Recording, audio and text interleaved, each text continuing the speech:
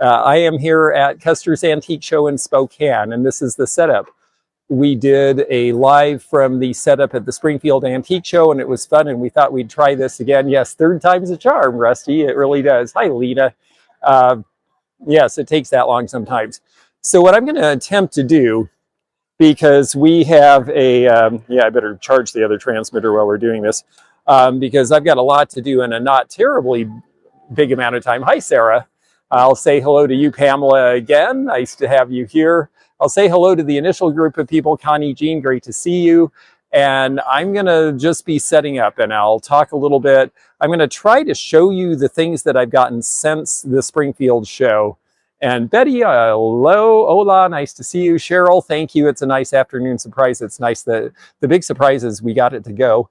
Boy, I am with Corinne Jones, and Miss Wildlife is helping us, and they are next door, but you can't see them because you're only seeing my end of the booth. They are pretty much set up, and they are bringing out some really great glass. So we'll get to show you that at some point, but I'm going to go ahead and get started on unpacking because I really have a lot of stuff, and I have a lot of fresh stuff. So I'm going to see if I can find some of the boxes that are full of things you haven't seen before, and we'll start with those. Let's see. Well, first of all, real quickly, because I've got to find places for these two, I got a bunch of movie stuff. This is an interesting European movie poster that we're going to find a home for, but it's kind of in the way. So let me come back here. You'll notice that we're doing Christmas this time. There is a big Christmas tree behind me. I think I'm going to move this lamp. She's very cute. She's going to be on the mid-century table, which is kind of where I am, right in front of me. And then I have a few things here that came from just last night, actually, I got. So let's start by opening those because I've got to get it all out anyway. So we might as well show you the stuff we know is fresh to the show. And this might be a little crinkly and crumply. Oh, good. Yes, I have a little bit of glass too. There's a lot of really pretty orange glass going in the middle of our table that you'll see eventually. But this piece is a rainbow glass crackle decanter.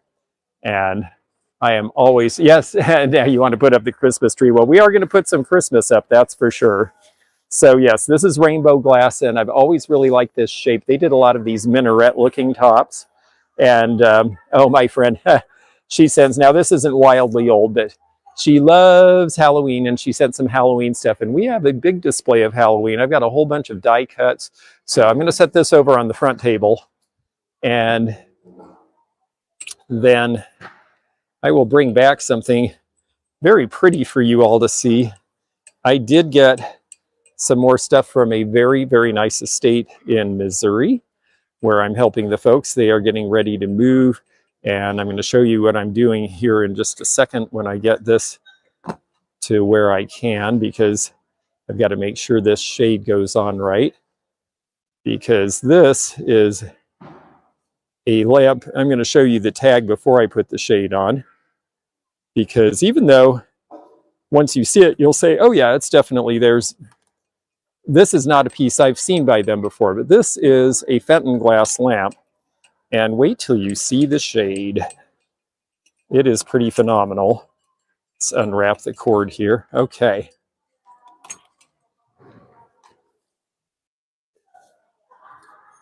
It is very appropriate for this area too, because there we go. It has dogwoods.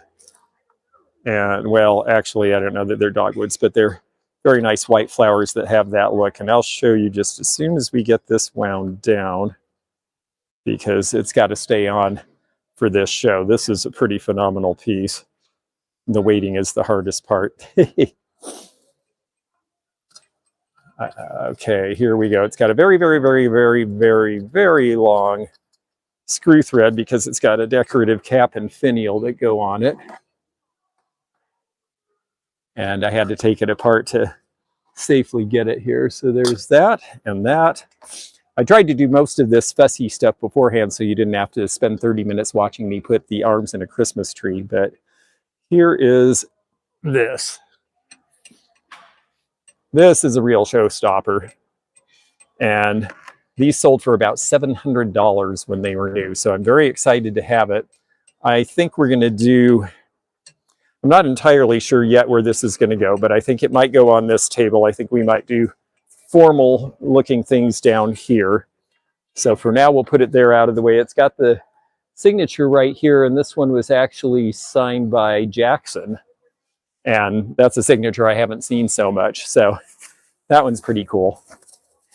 This is a show that, unlike the Springfield show, they don't have early buyers here. So we'll have a few dealers who will come through and maybe ask some questions, but it's mainly going to be, it's just going to be us and a few people who come in to see what I get out, because I'm the slow one here. I drove about 5 hours to get here this morning, and so I'm a little behind everybody else. This one, let me get this box open and we'll see what we have here. Yeah, the lamp really is gorgeous, isn't it? Oh, this is fun. A very little glass hat.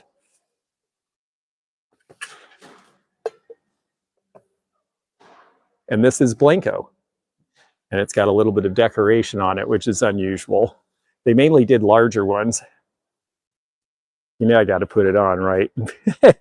Not really a good fit, but a great piece. So it's good to have that. I don't have a whole lot of mid-century modern glass at this show. I have a few pieces, but I've sold a lot of what I had. So, however, Miss Wildlife has a great collection. So we'll get to see those eventually in the video, if nothing else. Let's see, these are little Halloween figures we'll leave for now until we get that up. These little jewelry pieces are called Erstwilder, and they're very similar to Leah Stein, and I've got a couple of those. I have a friend who will be coming in about an hour who will be helping set up the jewelry table, and bless her for doing that. She's very smart about it. She said, if I help you, can I look? And I say yes, and so she gets to see things first because she helps me unpack. So that's a nice deal for us both. And let's see here. Okay. Well, Halloween, and they let us tie things to the wires here or hang things like that big piece of fabric in the back there.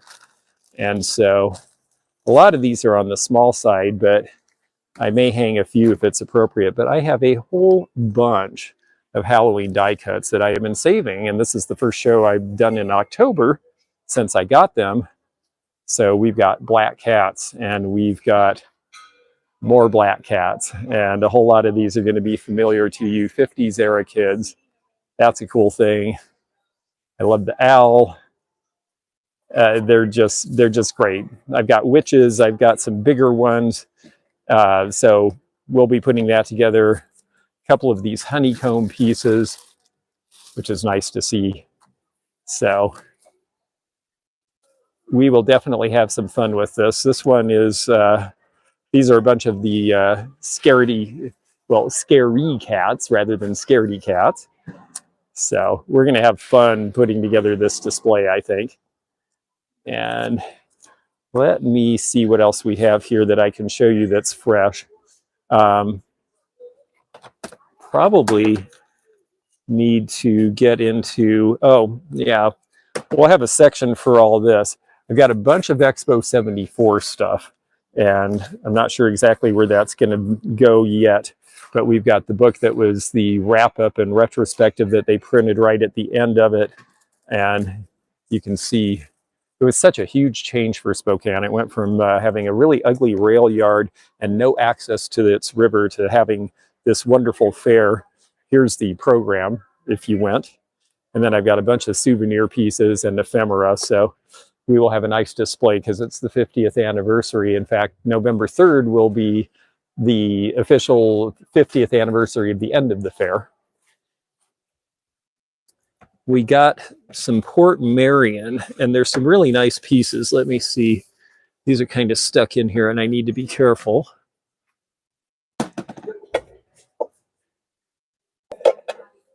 A couple of the really pretty mixing bowls. And this is the Botanic Garden. Oh, there it is. Wow. Okay. there's a couple of real wow factor things, and one of them's about to come out, and I'm going to have to show you because it's phenomenal and rather valuable. And it's not mine, but we're going to have fun having it in the space. Let's see. Another Port Marion. This is the Mountain Peony, and I have the lid and the scoop for the tureen, and this usually sells for about 175 or 200. So we're going to do a nice fancy floral display over on the far table here. And I know I'm laughing because I'm seeing this thing that they're unwrapping, which when they get it unwrapped, I'll show you. But in the meantime, I'll show you this, because this is another really cool wow factor thing that I just got. This is from 1979. It has original signatures. Well, I think they're printed signatures. I'm not sure. No, they may be original, come to think of it. Yeah, it looks like they are. Anyway, it's various MGM stars. These sell for about 400 to 500 a piece. So that's a pretty cool thing. And a couple of stadium style blankets in wool. I was thinking I might stop by and check out the, oh, please do. I think we're going to have a good time, and we're going to have a nice booth. You should see some of the stuff that they brought, let alone what I've got. So for now, I think we'll do the green fabric with Christmas, and we'll figure out where this one's going a little bit later. But we've got, the Christmas tree will be fun because we've got various old toys. There's an old John Deere push rider tractor, and may I show? Okay. No, I'm going to carry it over there actually because I can't move the camera. Okay, and here's it still has its label. Phenomenal. It is. So this is what Miss Wildlife just unwrapped and is coming to the show. It is just incredible. It is a Blanco floor decanter. It's got the original foil label. And yes, it is absolutely a wowza. Yeah, I mean, this is amazing. And yes, it's a big one. These were the ones that went on the floor. They look like chess pieces. They are rather valuable. This is from the early 60s. It was a Wayne Husted design, and I have been waiting to see it, and I can't believe I'm holding it, and I want to buy it now, but I think we'll let someone else have the pleasure. Thank you for letting me show that. That is so great. Oh boy, so I don't know if I'll have anything to top that, but at least you got to see it. It is epic, absolutely. Whoever said epic has that right. Now, the tricky bit is I want to show you the new stuff, and yet the crates that have the stuff that I've already had are what I have to unpack to have shelving. So let me unwrap a few more things. Another Port Marion piece, this coffee pot here, will go over on this table. We have, oh, this is nice, and I think we'll put it on that table too. I've got the chimney. This is an Aladdin Alicite Lincoln Drape oil lamp with all the original stuff from the early 1900s. Some of these can glow in a black light. I don't know that this one does. I haven't tested that yet. I'm sure someone who comes to the show will. And I've got a chimney for it somewhere. This little figure is going to go on the jewelry table. I believe she's Corday. And a couple of these. This one is very pretty. These are both pretty. These are Royal Dalton, believe it or not. You don't think of them as undecorated pieces, but I think she's very, very nice. And then the animal is cute too, so we'll put those aside. I think we'll go with the white over there. All right, what else can I bring out that is fresh? I've got a lot of these cases with smalls in it. They'll end up going on the table or on a row of boxes once we get the other things out. I think this might be one.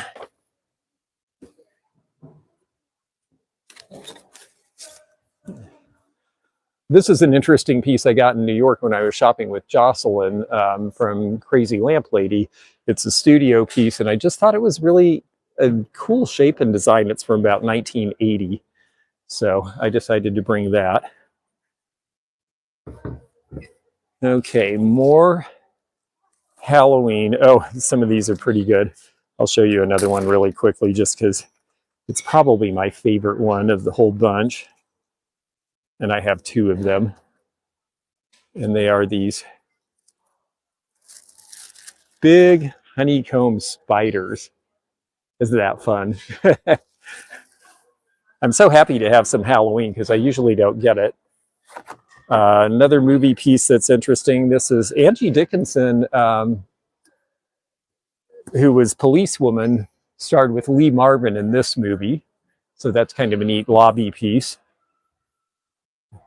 I'm not sure if this will stay over here or not, but for now, it's a nice big color point that you can see through the branches of the tree. So display, well, we'll work on that as we go.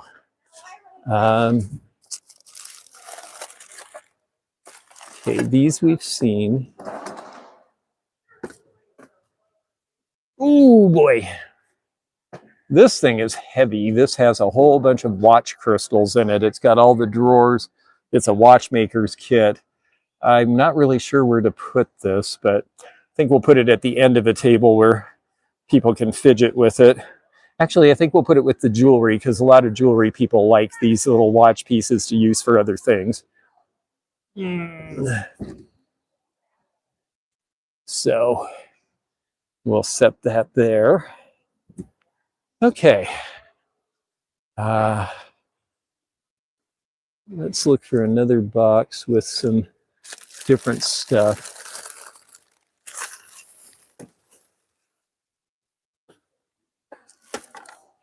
This one, I've got to repair the crate, but I do need to empty some crates, so let's get on with this. There's Expo. I think we can put the Santa rug down with Santa. This is really fun.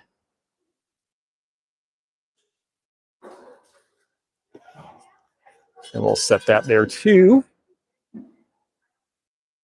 Definitely going for the whole Christmas atmosphere here. I've got a bunch of ornaments and things like that to put out too, just basic shiny brights. And some toys, including a whole bunch of HO railroad cars. And so we'll put those out down there too around the tree, like people tend to do this time of year. Okay, and then there's some pretty Fenton in here that goes that direction too. At this point, I'm just kind of trying to stage things so that I can figure out how to unpack. Let's see what we have here. Okay, we'll come back to those. Now we are in farm country, so I brought a tractor seat with a good graphic on it because we do sell a lot of this kind of thing here. There's a big show here in June called Farm Chicks that's all about farmhouse, and some of those customers come here too. And since it's green, it's somehow going to end up with Christmas stuff for the time being until I have a better idea. Okay. Another thing that I have that will go under the tree, but I think I need to take home and research tonight, is I've got a bunch more Star Wars. And that's pretty exciting because a lot of these are from the Empire Strikes Back era. And some of these sell for pretty good money. I've got one on eBay now, the TIE Fighter, and I think it's already at $150. Let me unpack some Christmas stuff down here where you can see it before it disappears under the tree. I have a bunch of these really cute pine cone Santas, skiers, and this guy holding some sort of a little beer keg. Some of these are a bottle of beer, a sledder. Some are Japanese, some are German, and they're all cool. And it's the right time of year for it, so we will scatter them around here, and I think people will have a good time with it. I figure if I have a bunch of soft stuff on this table, then we can put glass ornaments on it and they won't roll around too much. It's always thinking about, you know, how are we going to display this so that it doesn't break. Okay. Actually, this actually seems like it'd be a good Christmas thing with the birds on the holly, so we'll set this down here too. And that's making me think that our movie poster is not going to stay there. Maybe we'll put it up there. I always like to try to stagger the heights of the display, so we'll put crates so that they go up and down, and then we'll put stuff up the wall from there to make the eye travel through. What other Christmas is in here? Love this guy. I just sold the Miser Bank that is, I think, also by Christ or one of the Japanese companies, and just really fun. Let's see.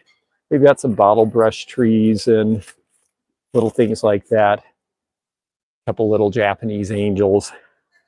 And a couple of these ornaments. Now, if you ever see these in their original kits, some of them sell for good money. So I got these for a few dollars each and just thought, even made up, they're just a lot of fun. At some point, time permitting, maybe I'll actually hang some of these. We'll see if we get that far. I do have a lot to do. So we'll put Mr. Pig right there. And okay, I think these bins right in front of me may be where I want to go next. Let me set those down and out of the way.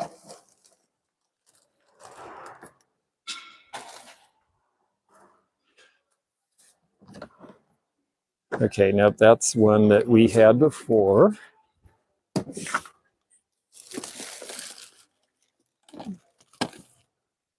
Nope, I have some little presents and things that people bought that I need to give them while we're here, so maybe I'll unpack this next. Expo 74 pencil box. Oh, those beaded craft ornaments. Yeah, they really do make pretty trees. I understand why people like them so much. Okay. This big Art Deco style bowl. I just love that. I got that in New York. It's very 1990s looking if you look at the pattern. I think it's dated 1990. So late 80s, early 90s deco revival with the sand carving, but it's well done. Okay.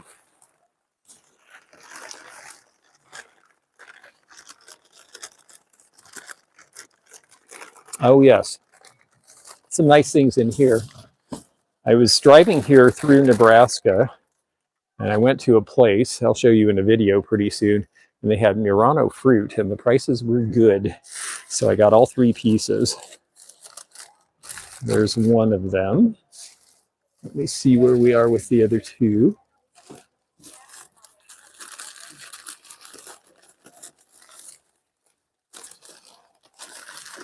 Okay, that's already sold.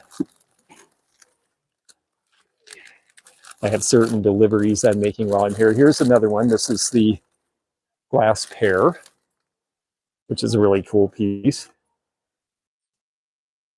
I got a Miller High Life tray. These tip trays were popular in the 60s, and I always do well with beer stuff and advertising stuff. So, and then I got a couple of Henri Italian figures. Actually, I think they're Tory art, which was a branch of Henri, and they showed the doctors and things, and people like that. They usually sell to people who are giving them as a gift to somebody related to those. Ah, hello there. Well, thank you. I'm glad you enjoyed setting up the space in Springfield, and now we're doing it here indoors at a different kind of show. We don't have early buyers at this one, which is good because I can focus a little bit more. I mean, we love the early buyers too, but it's nice to be able to focus on what we're doing and make a good display. Here's the third of the Italian glass fruit that came from Nebraska, and this also came. This is Royal Copenhagen. And this is actually a very nice piece, the lioness. And you don't see this one all that often, and it's rather large. He also had the polar bear, which was pretty amazing, but I couldn't fit it safely in the car. It's very tall and very large and has lots of pieces that can break, so I decided to leave that one. All right. Well, we made it through that. I will put these back until their owners come to retrieve them.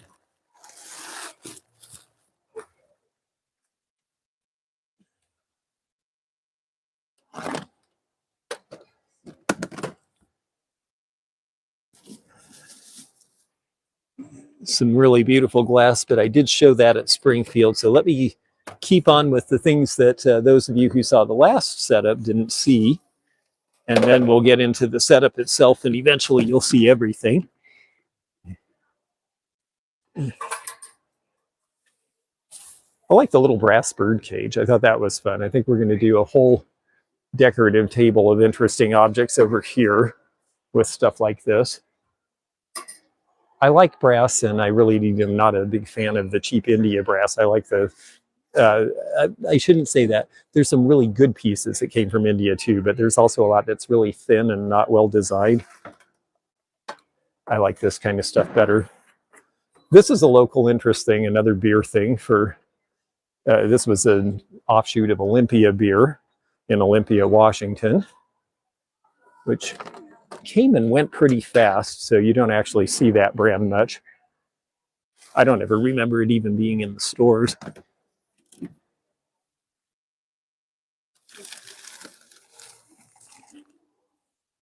I have 3 of these. These are Carla Moretti. Thanks to Sarah Wrinkle. I bought them from her at Springfield. And I see she's here, so thank you, Sarah. Speaking of World's Fair stuff, I do have something that is rather scarce from the Seattle World's Fair. This is advertising the world of art. Art was a big deal at the Seattle World's Fair, and these handbills were almost never put up anywhere, so they're hard to find. And you're welcome. I haven't broken them yet. Hey, how are you?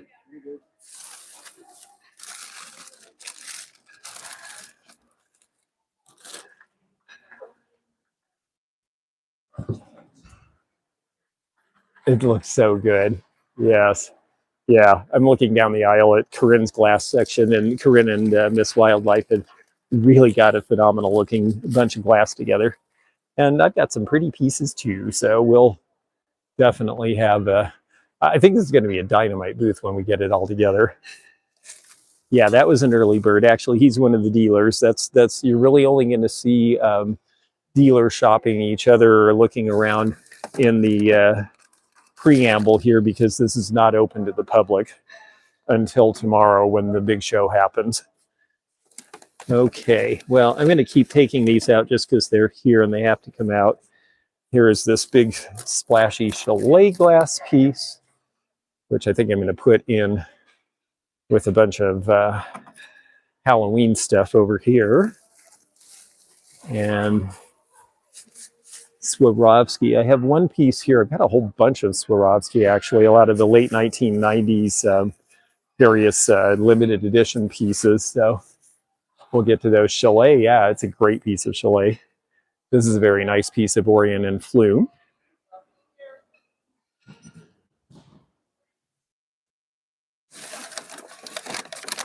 Oh, the other chalet. I sold the 2 baskets at Springfield, so they're not here anymore. That looks so good. I love the gold top on the table. It's really nice. Oh yeah, no, they're here. The Gauzy. Boy, I'm tempted. I don't know. I haven't figured out what I'm doing. I'm so far behind. I'm kind of winging it as we go here. This is Icold. I got this from Sarah Wrinkle at Springfield too. Isn't that great? Yes, you're allowed to touch.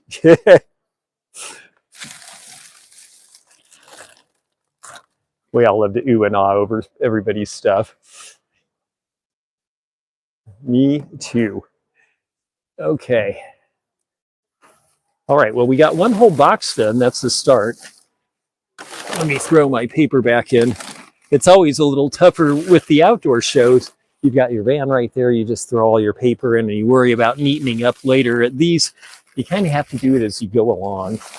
So it's a little different experience than we had at the last setup. But I'm going to use the boxes as more display area ultimately.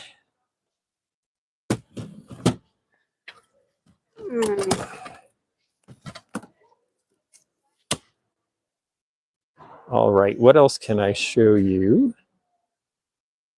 Oh, I think this box has a bunch of fresh stock in it.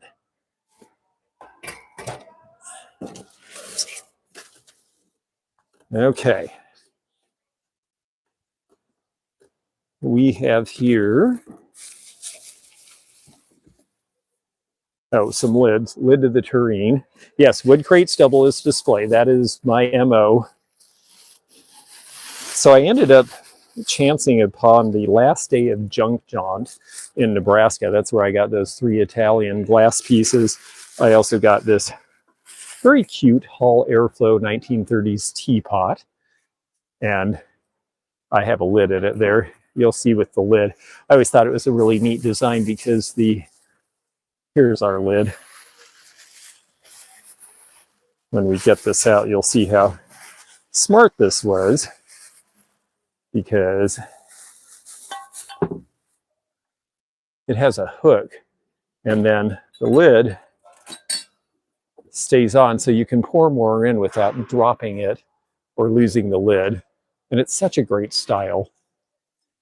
Yeah, this is a nice building. I really like this space. I like that it's got a little texture in the walls, so it looks a little bit more like a house than an industrial building. And that makes it nice for display. All right, Hall teapot goes there for now. And okay, here's the big ladle for the tureen. Here's a fun piece. This is very mid-century. This is a Ben Seibel pattern. And it actually says so. It's country time. And this one would have been made in the late 50s and was made for Fallsgraf. Ben Seibel actually, and yes, this is the spot. I've had this spot or an adjoining spot for all the years I've done this show. They put me in the back the first time and I thought, oh, I don't know if I like being in the back. Well, this show is just the right size where by the time they get to you, they've seen everything and they buy because they know that they've seen everything. Yeah, it's a lot of soup. So being in the back is actually a great place to be in this show. And I love it. And we keep setting up here every time we do it. And Corinne, for the first 2 shows she did, I was not able to do them with her. So she did them all on her own.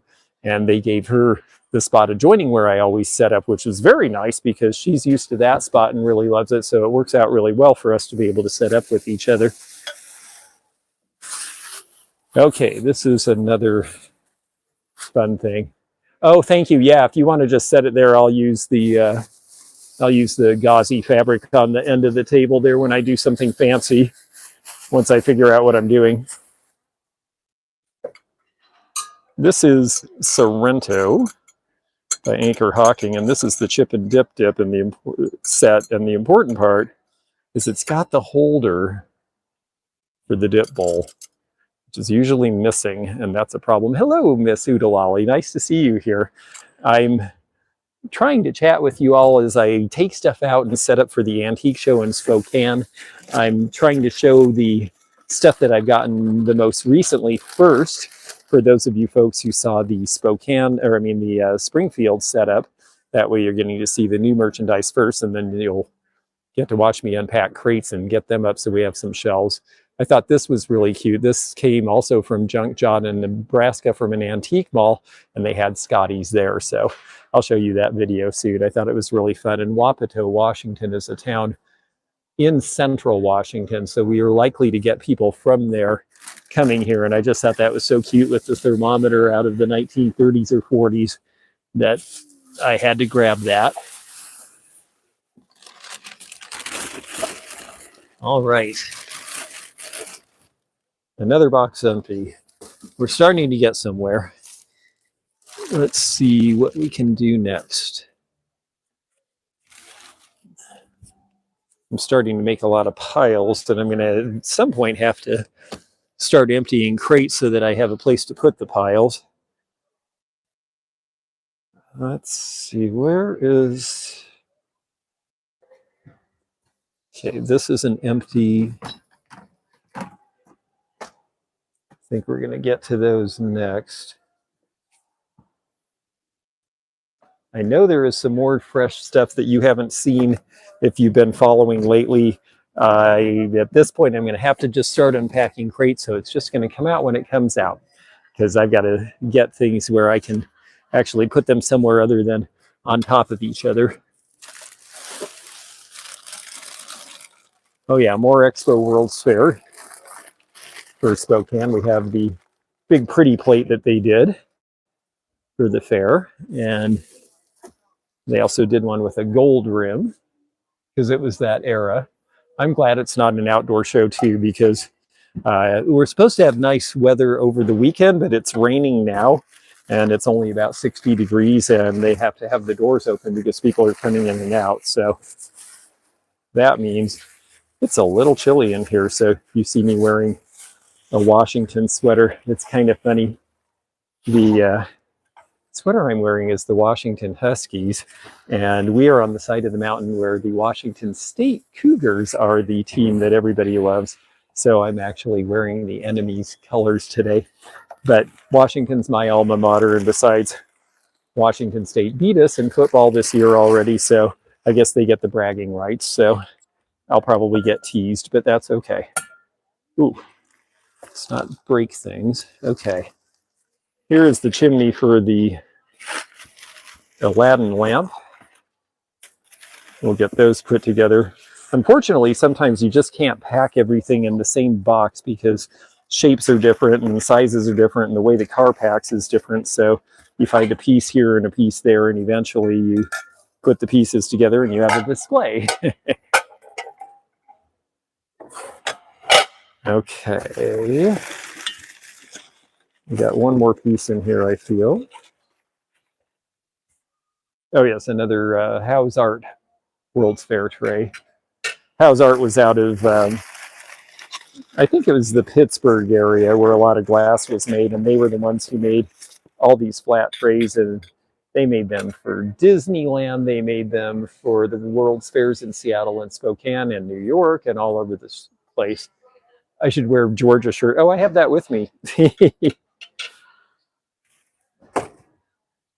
Yes, I have the Georgia Bulldog shirt with me, but that is a t-shirt, and it is not a t-shirt day here. Okay. One thing I'm going to take a moment and show you, because this could be important if you ever find these, to be absolutely perfectly original. See the slots there? See the bottom of this? It fits and twists into the slots so that it can't fall out. That's the original. A Gonzaga shirt is safer. Yes, that's true. And they actually are going to be in the Pac-12 for basketball now. So things are looking up for Gonzaga. They are a basketball perennial power, that's for sure. All right. I think at this point it's just going to be grab a box and unpack it until I have a place to put stuff, because I think under this box is a box that has some more things you haven't seen. So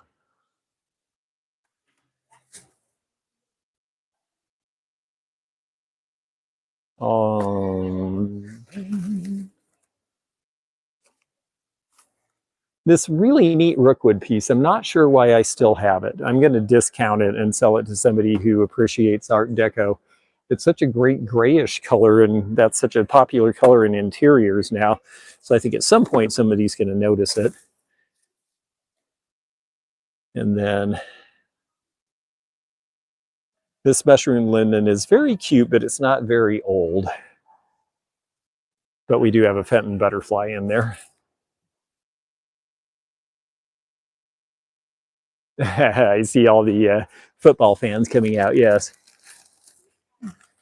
That's good. You can argue amongst yourselves while I find more things to show you.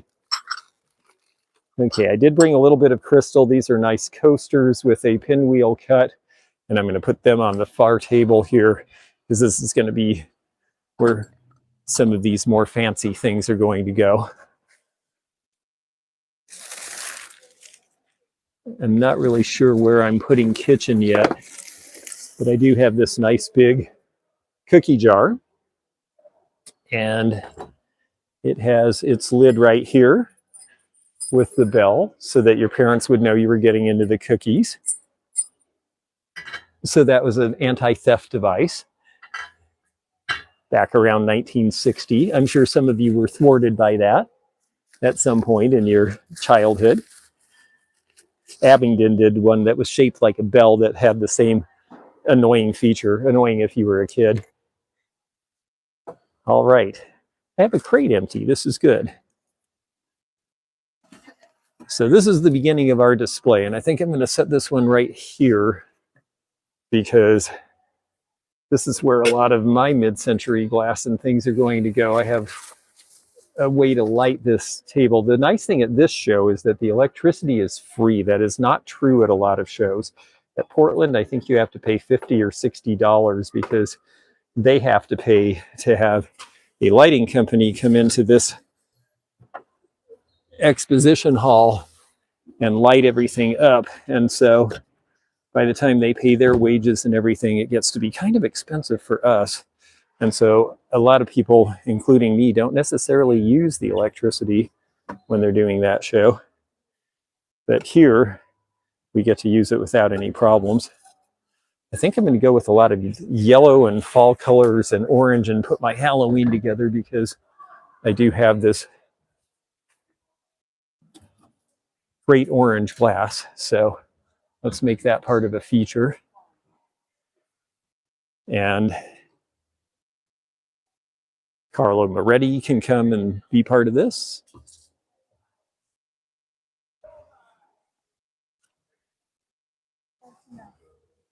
Along with the rainbow piece. So this is fun. Okay, we're getting a lot of orange going here. That makes me happy. It's bright, it's happy, and the Northwest, actually, we are just starting into the fall season, and it will start to get dim and dark because we are at a very, very far northern latitude. We're actually as far north as Maine, and because of that, the days get short and dark, and so people want bright things in their home. These are silly and not that old, but I am definitely gonna have to put a few out just to go with the Halloween atmosphere because a friend of mine sent them, and she used to have a great store in Pioneer Square in Seattle, and she's retired, but she sold this kind of thing. So they're not brand new. They have a little bit of age, and they're just fun as can be. They were something she was selling, probably 20 years ago. So to me, 20 is contemporary. To Etsy, 20 is old, well, vintage. I don't really agree with Etsy on that unless you're talking about clothes or toys. You know, there's just no hard and fast rules. I mean, if you are looking at something that was made 20 years ago and it was something for kids, well, that generation's all grown up now, so those things should be collectible. On the other hand, if you're looking at something that was made 20 years ago and it was done by certain houses of production, they may still be making the thing. So, you know, I think you really have to, what's vintage and what is contemporary to me is the more fluid thing. I have one collector out there who I really respect, and he says if it's not 50 years old, I don't consider it vintage. Why can't we get legislation establishing vintage and antiques? Well, legislation is a great idea until it doesn't work, and we had a situation where the Chinese were allowed to put USA on Roseville pottery, even though our law said otherwise, because we gave them most favored nation status, and no one wanted to rock the boat. And finally, enough collectors complained about it to their legislators that it became a big stir, and all of a sudden they made the Chinese take USA off of the Roseville pottery made in China. So legislation's only as good as enforcement is. All right. Let's see. Okay, that brings us to another box. Oh yes, this has a lot of small things that will go in cases later, so I think we'll leave that be. And we'll move down to the next little bit here.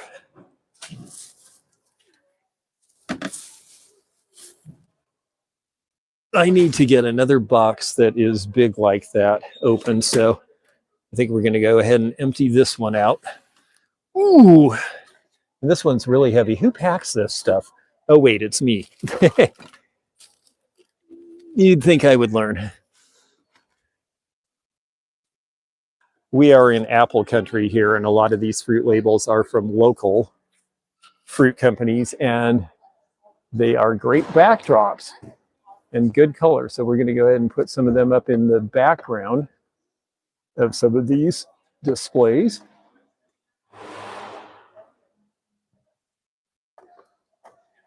There we go. She's really cute. Yakima Valley, Great Northern. That was based on the old railroad goat. New Chief. Yeah, these are cool. They came from a store in Michigan, and I have been holding them aside for this show. Let's see what else we have here. Lots of cute stuff that we'll get to, but a lot of it's flat stuff that I need shelving for, so we'll just keep working on the shelving first.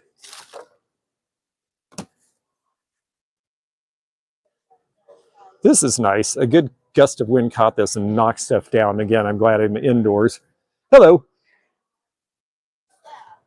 Oh yeah, we're fine. I'm talking to people, but oh, those are neat. Are they, you think they're real Indian ones? I think so. Let me look in a better light just a moment. Okay, so the beading seems right. The stitching. Maybe women's. I think they're a little big for children. Yeah, the stitching looks hand done enough. I think they're Native American. I mean, you might ask Brent to be sure because he has so much expertise in him. He's the one in the front who has a lot of militaria, but he really knows this category well too. But I think that they are, and I think they're probably early to mid 20th century. This is hand or machine sewn. There's some machine sewn, and there's also a little bit of what seems to be hand done with some of the punching. I think they're 20th century, but I think they're nice. And I mean, your price seems good. Hey. Yeah. Good. How about you? We all help each other out during setup. You know, we all see and know different things. So it's always fun to get someone else's opinion about stuff. All right. Let's see.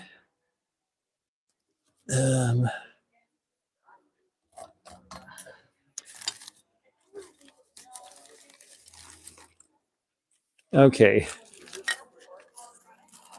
This gal is just a sweet old lady riding a swan, but everybody thought she was a witch, so I'm going to put her with the Halloween stuff anyway.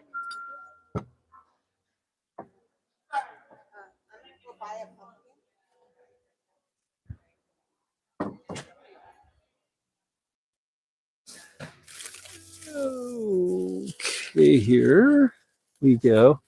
All right, well, I've got some cute things. I think cute's going to go down the table a little ways. I tried to figure out, I mean, you know, a lot of times it's you just sort of let the space tell you where things should go, but I tried to set it up so that we've got, you know, a jewelry table and fancy stuff, but then we also have areas where there's seasonal displays and areas where the fancy and true antiques go. And I just figure that it's a lot of stuff in a small space in a booth, so you want to try to rationalize it a little bit for people.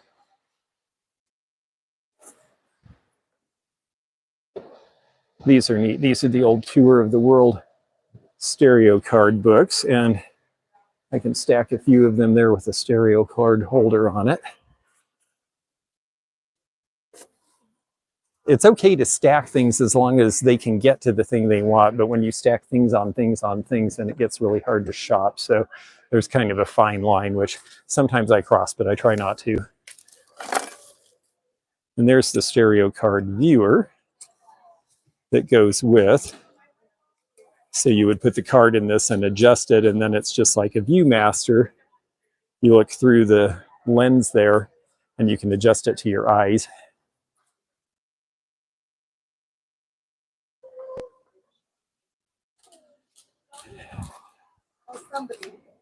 Okay. Oh, this is fun. I got this at Springfield. It actually shows out the top. So you can see the light on the ceiling that shows you what time it is. I think it's a very fun, cool piece. And then I put it where I have power to show people that it works, because it does. When we first plugged it in, it was running backwards. And that can either mean that the clock's messed up, or it can mean that the polarity is reversed. and they were using a generator, and as soon as we put it on a non-generator, it ran the right direction, so I bought it.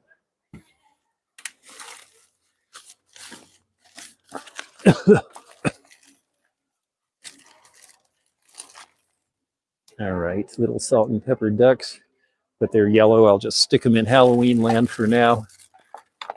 Same with these very bright Bauer salt and pepper shakers. And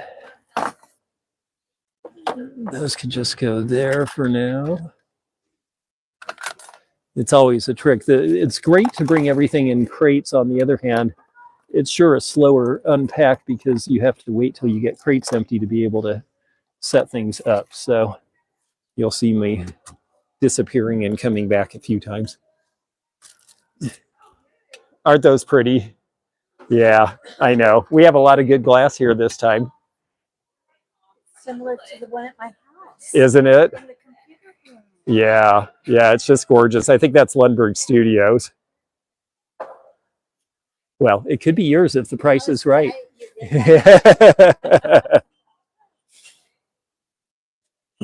Let me show you what she was looking at. She was looking at the Jack in the Pulpit vase by Lundberg. It's a very, very pretty piece. And she likes really nice glass. As do a whole lot of us. Okay. Hood ornament. I bought this at Springfield. I'm not sure where to put it yet. And then, all right. So we have another bin that is, oh, I thought it was the same height. I think it is. I always have to make sure I match them up properly. Ugh.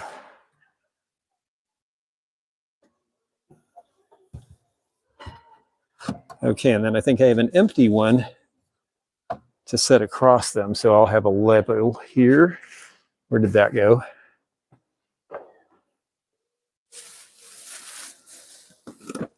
Oh, I've got a box of some interesting stuff to show you here in just a minute.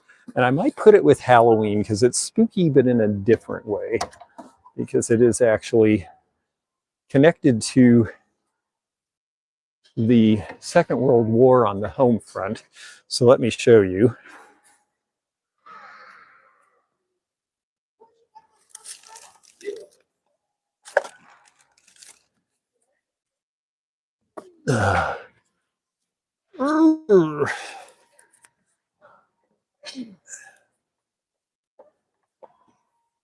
I think we can put that down.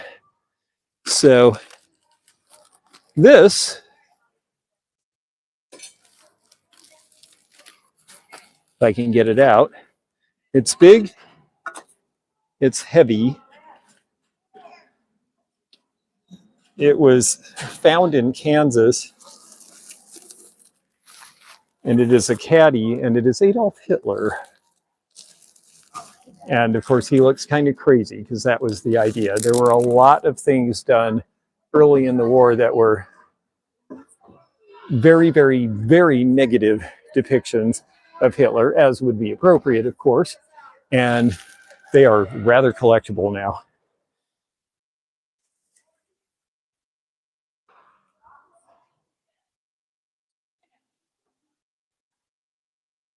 Oh, yes. And then this one is Mussolini.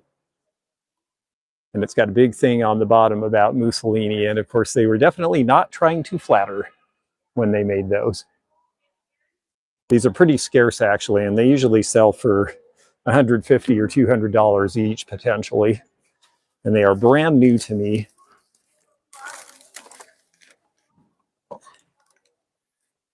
This, on the other hand, we'll put up on the jewelry table because this is all celluloid, and it's a really nice set. It's the regular celluloid, but it's got this great blue trim, and that makes a big difference. Wow, that's a nice piece of glass, too. Gee whiz, you've got it this time, don't you? Feel free to show it. Yeah. It's got its label right there. Does it? Oh, Yeah. Interesting. Oh, well, this would be good to show. So I talk a lot about how a lot of glass is being made in Eastern Europe now, and this one has a handmade in Poland label. The nice thing about the Polish glass is it's got a mid-century field, but they are not trying to make it seem like something that's already been made before. They're actually doing their own designs. I wish all the countries doing new glass or contemporary glass would think this way, because this is fun, it's interesting, it's got good color, and it's unique to them. And as time goes on and it becomes older, we'll probably start collecting these things, as opposed to the stuff that is knockoff of Murano, where they put fake Murano labels on it. Don't know why we don't just do new stuff that's original.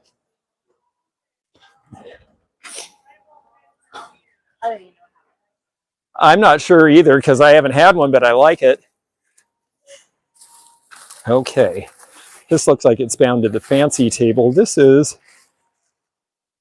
a nice Limoges piece, actually, and it is Haviland. You see the Haviland mark on the bottom, and it's actually double stamped because it was made for export. The Haviland pieces were.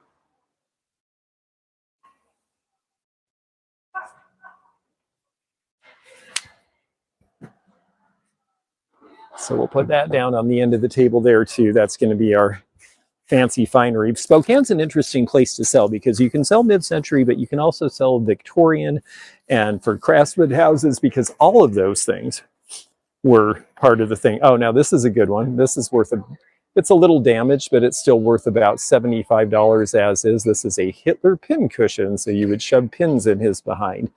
People were not very happy with Hitler at the beginning of the Second World War, as you can imagine. And so they had a little fun at his expense, which I think is great. Oh, and this one's good too. This is the Hitler skunk. This one's also slightly as is, so would probably sell for about the same price. The ugly Hitler skunk actually morphed into the very cute Dealey skunks that were very popular, made in California in the 1950s. So funny how one bad thing leads to a good thing. I think there's probably some lesson in life for all of us about that. Oh yes, and I think we'll just scatter these around with, because we've got to hell with Hitler, and that was a pretty strong statement. That was a pretty naughty word for 1940. And what else do we have here? Well, it appears we have dental floss, unless somebody put something in this little case. I'm not sure why this is with us. We'll just set that aside. But there's a whole bunch of, oh yeah, this is not flattering, not racially sensitive portrait of Tojo from Japan. And we've got these three rats, the Axis powers. And we've got Hang Hitler. We have Wanted for Murder. Pretty strong stuff. It's pretty amazing to see these. We really don't sell a whole lot. I mean, we sell a ton when we get them. We don't see a whole lot that are original, and we don't even really see a lot of reproductions because it's not a pleasant subject that a lot of people would want to fake for sure, but very interesting and very poignant, and I think someone will definitely find them an interesting thing to look at. Okay, I'm going to put that up where it really shows that great piece of glass. And pretty Fenton piece. I have the base for this. I think we'll get out some of these custard pieces. I think this end table is going to be festooned with beautiful flowers. And we'll make that the theme.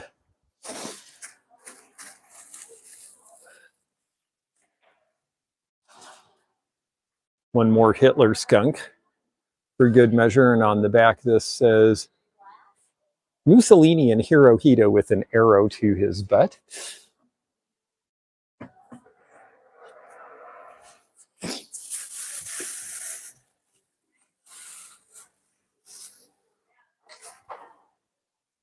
Okay.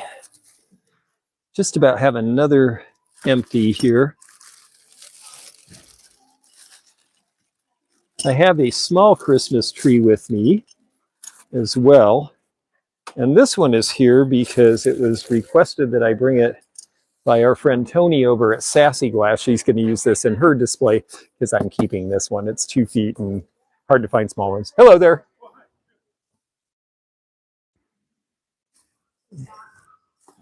We do have some folks walking around, so if I stop to talk, well, you get to eavesdrop. All right, here we go with the next line of crates. Boop, doop, boop, boop. Always trying to decide what's next. I think I have another one that size. Let's open that up.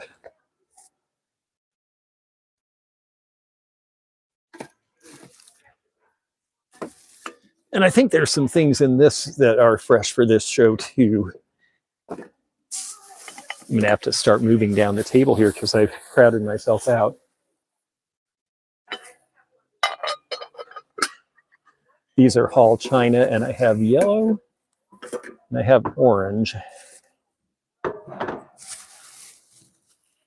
in here somewhere. But first I have to get this out. This is a Bennington pottery tea set, but this is the mid-century version of Bennington from Vermont. Okay, there's one.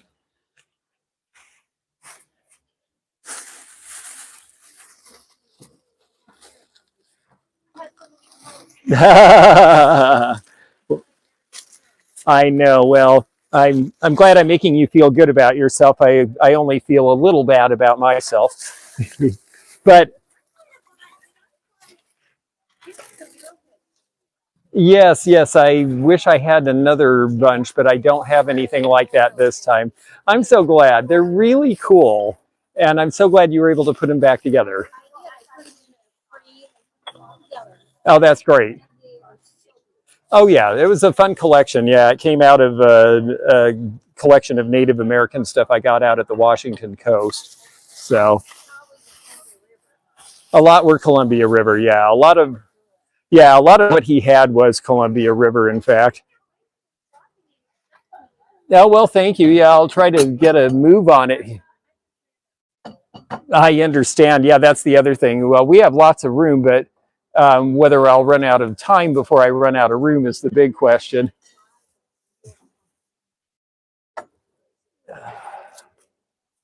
Okay.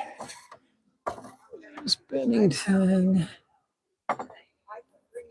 The shapes of these are fun. There's the Bennington mark, by the way. So you can see that.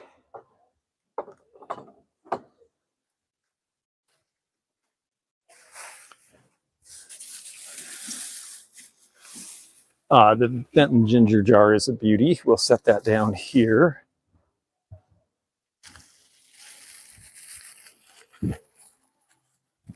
That has 3 pieces, so when I get it all together, I'll try to give you a quick look at it. And I hope you folks are all doing well today. I know some of you are probably sitting there doing your work, watching me do mine, so we're even, I guess. Okay, cologne is going to go over there. There's the lid. Okay, so now I can show you a little better. So Bennington is definitely popular with some of the mid-century people, and they did a lot of their stuff in the late 60s. You can see the exaggerated proportions and the geometry there.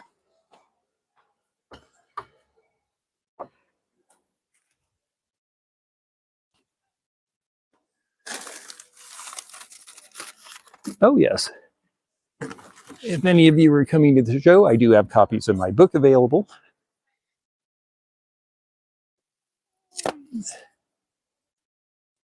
This I thought was kind of ironic, expanding for the future, and expand they did, and then they ended up making cell phone glass and computer glass, and that was kind of the end of the future for the regular Corelware that we were used to.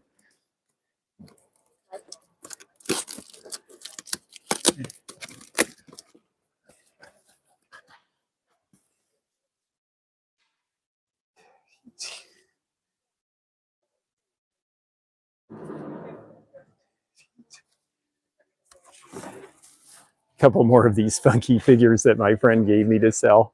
They really are something. I mean, look at this gal on there.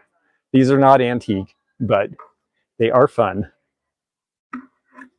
And I think somebody will get a kick out of them. I'm not sure where to put her yet. I think down is the answer. When in doubt, set it down and figure it out later. Oh, I see. Here we go. This makes more sense. She sits on top of this, and then she flies through the air. So now I think I have a place for her, because she suddenly doesn't take a whole ton of room. All right. Almost done with this case. Here's the other pieces of the ginger jar.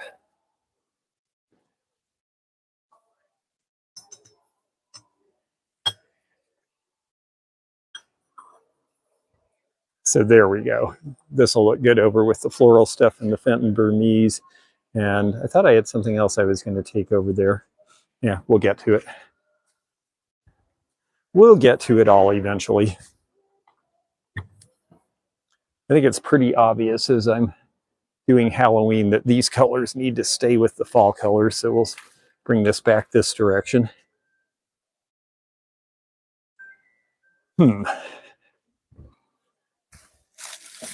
Lots of decisions. Sometimes I go into a show with a really good idea of how I'm going to set up, and sometimes it's a little more of a, we'll figure it out when we get there. And this is one of those. So, all right, 2 shelves. And I just need a third one, and we will have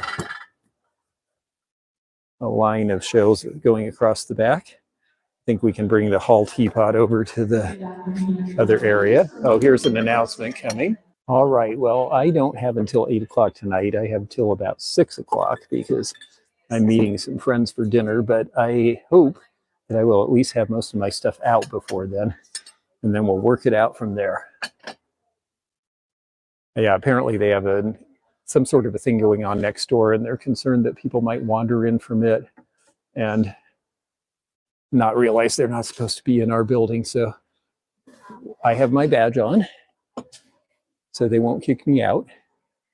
And I have a badge for my jewelry helper, who should be coming pretty soon, actually. So I'll have to get that table cleared next, because I've got to be able to make sure she has a place to work. When people come to help you, it's nice if you make it easy on them. So let's start to clear this one. A few other fresh things in here I can show you while we're at it. Sand timers always sell for me. And that one will look good right there. Actually, I don't think we need to let it run through the sand. They get the idea. This is a very sweet little night light. Yes, pretty decanter. Yeah, that one's rainbow glass. You should see some of the glass on the other end, but you will. I'll do a video from the show here and show what my friends brought, because they brought some phenomenal glass. If you were watching earlier, you saw one of the best pieces of Blanco ever that she brought with her. And it's so exciting to have that kind of thing here. I think we're going to have a fun show. Oh, cloth gloves. Good. I need these for appraisals. I have an appraisal fair coming, by the way, at Lander Street Vintage in Seattle. And that's going to be the 19th, Saturday the 19th. So if you're in Seattle and you're interested in having your stuff evaluated, it's free of charge. And we're going sometime in the afternoon. I don't know the exact time yet, but stick with me and I'm sure we'll get a post out about it.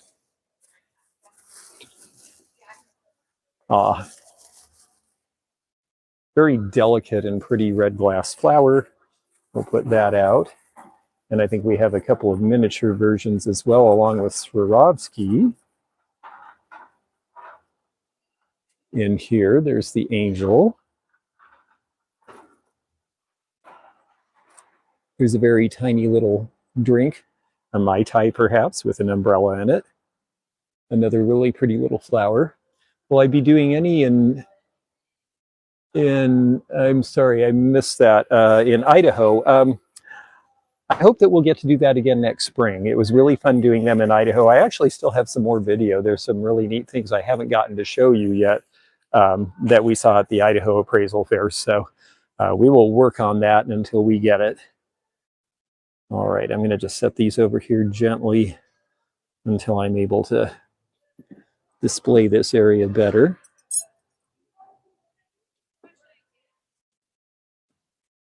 Yes, this is going to be a fun display. It's definitely different than the last show I did, and I always strive for that. I really try to make each show a little different. I will have some different things at Portland than I have at this show. And Portland is next weekend. If any of you folks are in the Portland, Oregon area, please come and see us. That will be a lot of fun. Rose City Vintage Market's fall show will be on Saturday and Sunday next weekend. This show, the Custer show, is tomorrow and Sunday here in Spokane.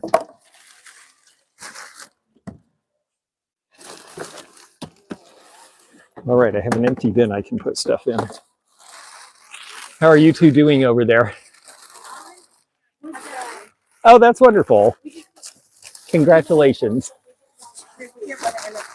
Oh, I understand. I know. And I've got to be honest, I'm sort of at 6s and 7s this time because I didn't really come with a plan. So I'm just at this point trying to I'm going to get the jewelry table through. One thing you could do, if you wouldn't mind, could you take this to Tony at Sassy Glass over in the corner? Because I told her I'd loan it to her for the show. Thank you. That's awesome. I appreciate it. Okay, if we need a clip on. Okay, great. Cool. Well, thank you. No, go relax. We're going to have a lot to do tomorrow. I'm going to probably be here right at 8:30 because I have a feeling I'll still be unpacking certain things. Oh, Delby. Oh, that's right. Yeah, nobody can see any of us because I'm not down on the floor. Come here. I'll just show you. Corinne Jones. Hello, everybody. Hi. Hey. Yes, you're part of the booth, and you two did such a great job. It looks so good. I'll try to turn the camera around at some point and show them. It's just really cool. Gotta show my hippie beads. Yes. Gotta show my hippie beads. All right. Goodbye, everyone. Okay. Under there. Okay, thank you. I have to say, people really look out for me. They brought supplies and things, and you know, when you traveled as much as I do, it's funny how sometimes you think you have everything you need and then you find out you didn't. So it's really, really wonderful of them. I think we're going to start putting some of these pieces down here because the front table, I'm seeing more jewelry and boudoir, and I think I'm going to need every inch of space for it. But we'll put this right up there. Oh.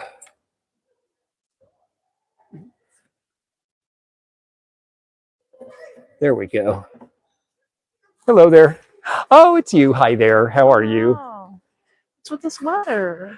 I know it wasn't supposed to happen. It was supposed to be, yeah, it was supposed to be windy, and instead it's rainy, which I guess is better, right, than blowing dust, but yes, still, sure. Yes.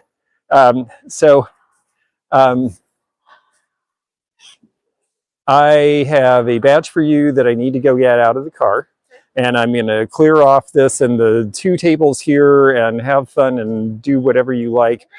Just to give you fair warning. Hello, everybody. This is my friend Christy. She is, besides being a wonderful person, she has a great bagel shop here in Spokane, and she is a major vintage costume jewelry dealer, which is why I'm so thrilled that she helps me with my setup. And she does the Farm Chick show here in Spokane and brings a really great display. So if you are in Spokane, look for that next, that's like June, first weekend. First weekend every year. Yeah, awesome. It's fun. Yes, so this all is. So, okay, let me go get you a badge because they were just saying there's an event in the next room and they want us to wear ours. There's a badge for you. Thank you. And take a look around if you want first, whatever you want to do. And I'll just kind of feed the things that seem like front table stuff forward and let you do what you do. There we go. We'll do our blues over there. Unlike Portland, it's actually somewhat more organized this time. Yeah, well, it shouldn't be quite as horrible to wade through everything. And I have a bunch of jewelry cards. Do I have any jewelry that can go on them? I don't know, but Yeah, the Portland. yeah, it's Wish I could, but I know it's a great show, but Yeah. hey, you know, I decided you can only do what you can do. Oh, you're ready to I can't work like you're ready to retire. but I feel really tired. Congratulations. Thank you. It's a wonderful thing, actually. It's bittersweet. Well, of course, yeah. It's bound to be a mixed feelings kind of thing, but on the other hand, you know, it's served you well, and you'll have all this time to indulge your hobby and do the shows and all that stuff. Yeah. Try to pick up Portland and stuff. Oh yeah. Yeah, that would be great. I mean, it really is fun, and it seems like it's doing well. Yeah, absolutely. Yeah. It seems like good stuff's coming. It seems like to me, yeah, and it just seems like no, I think it's a great time to be getting back into shows. Honestly, it seems like there's a lot of new customers, a lot of new collectors. That's good to hear. Yeah, That's awesome. yeah, it really is cool. You know, I'm seeing sort of like a new generation is taking it up, and people who sort of had, Worried about that not happening, but yeah, we all were, but I think what's happened is that you know, now the thrifting and all that stuff. exactly, I think people are liking the older stuff again, and they're reusing and recycling and not wanting to necessarily buy all new all the time. And yeah, it's very nice. I thought I had one piece of wood in there. I'm not sure, but you're welcome to. Yeah, you're welcome to open it up. Oh, that one. No, I don't think that's wood, actually. I think it's lucite, yeah, or glass even, maybe. She looks like one of the Goon German dolls. It's been good. I've really been having fun. I was in, we just got the rain, thankfully. We didn't get the wind. Yeah, I know. Those poor people in North Carolina, they really got hammered. It's just crazy. No, we were fortunate. It was, honestly, we needed rain really badly. It had been unusually dry, and so it was actually like, it was really hard on a bunch of people, but it was actually a useful thing for us. So, you know, you take the good with the bad. Yeah, I think you're right. I think it's like acrylic or something. It's interesting. I like it, but it's sort of not, it's kind of not one thing or another. Interesting. Okay, I think that this crate is mostly like boudoir stuff that Can it go here? it can go here, it can go all the way, Use this? basically from this table on, and yeah, this can go underneath if you want, if you like. I didn't know if you wanted it under or if it was a cover. Tell me what you want. It was just sort of, she just sort of did it on the thing to make the jewelry look fancy, and I said, sure, so we can continue it or not. I thought it looked kind of cool. Let me get that out. Where'd you come from? Seattle? Yeah, I woke up at 5:30. Yeah, you know how much I love that. Well, thankfully at 5:30 there's nobody out, so it was fine. Yes. Yeah, they said, oh, it's going to rain, and oh, it's going to mess up the commute. And I was like, get out before the rain, get out before the rain. And I still only managed to get here at 11, so I'm a little between and trying to figure out stuff, but well, that's all that matters, right? I figure I've got the rest of today and then tomorrow. But well, they said 8, but I actually have to leave at about 5:45 because it's my only night to. I met a woman called me years ago in Florida to do an estate sale, and it turned out she really just needed help. She kind of knew what to do. She just needed help placing some of the furniture. But we got along right away, and she's now 90, and she and her husband, when I said, oh, where are you moving to? She said, oh, you would never have heard of it. We're moving to Spokane, Washington. And I said, yeah, because their kids are here, and they wanted to be close to family. And so I was like, oh, I do a show in Spokane. And she's like, oh, great. Well, you should give me your number. And we've just stayed friends ever since. So yeah, so it's really fun. I get to see them when I come and do the show, and their kids are very, very kind, and they let me stay with them, and they're just really wonderful people. So yeah, so I'm going to take them to dinner tonight. Okay, here is the triple mirror. We'll use this for display because it's nice and shiny, and you can see all the cool stuff in it. A little bit, yeah. I know. Well, I had the show in Ohio to get things in order, and so I kind of did. Oh my gosh, they've been really good, actually. The reason I'm doing the live here is we went live from Springfield, and it really, people enjoyed it. I thought, oh, well, it's set up. Will they want to see this? But, you know, they get to see the fresh stuff first and kind of the process of what we go through. And so they said, please do it again. So I'm doing it again. Yeah. No, yes. No swearing. Exactly. I don't know that if I've ever heard you swear anyway. Sometimes it's warranted. Yes. And this is my friend. Well, I'll let you introduce yourself off camera, but did you meet last time? Yes. I thought so. Yes. Yeah. Christy. That's okay. It's the hurricane. Ah, Helene. Yes. Yes, she's been getting a certain ration about that from her family, I believe. But how's Nicole? Good. I'm glad to hear that. Where's she been? Her daughter is a world traveler. It's really amazing. Every time I see her, she's like, oh, I just went to Iceland and I just went to, well, and the dollar's so strong now, I'm actually gonna do a little traveling this winter for a month or two. I'm gonna still do my videos, but I'm gonna go to Mexico for a little while.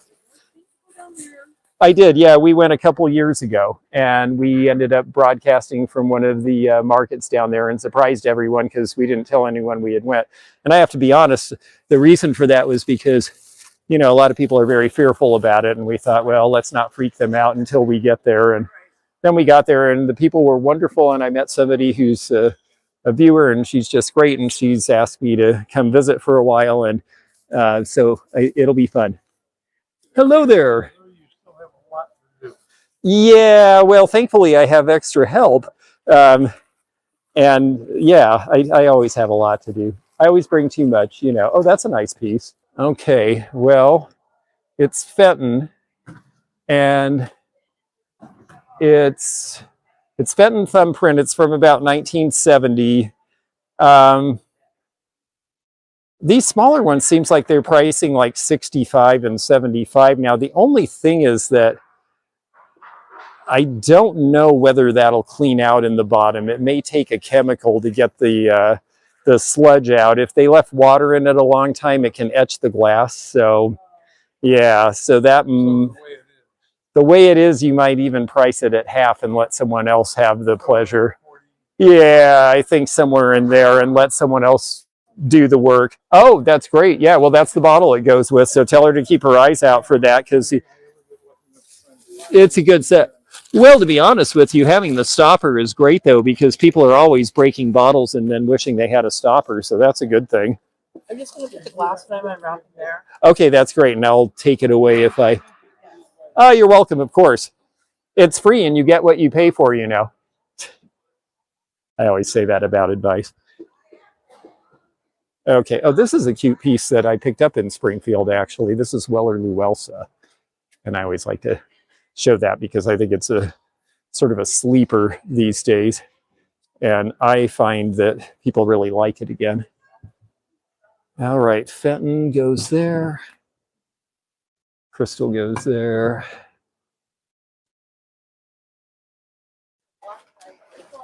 Okay, I probably have about 30 minutes. Hi, Pammy Whammy. I probably have about 30 minutes of juice left in this mic, so.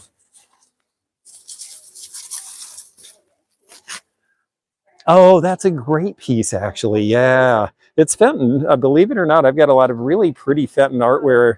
Yeah, they had to use silver nitrate to make this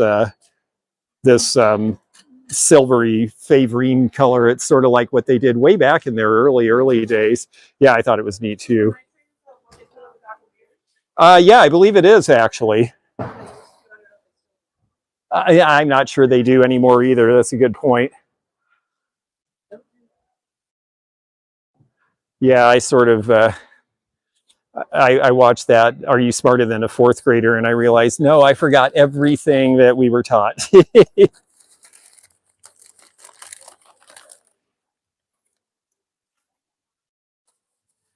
Okay, I have a few more little perfume bottles. I'll do the same thing you're doing. If I see stuff that seems to go there, I'll trade you. Yeah, thank you. Okay. Yeah, my poor old band is starting to get a little tired. And they told me before I left, they're like, well, it probably is time for a top end rebuild. And but they said, oh, you'll probably be fine for one more trip. And I said, I'm going all the way to the West Coast and back. And they were like, that's fine.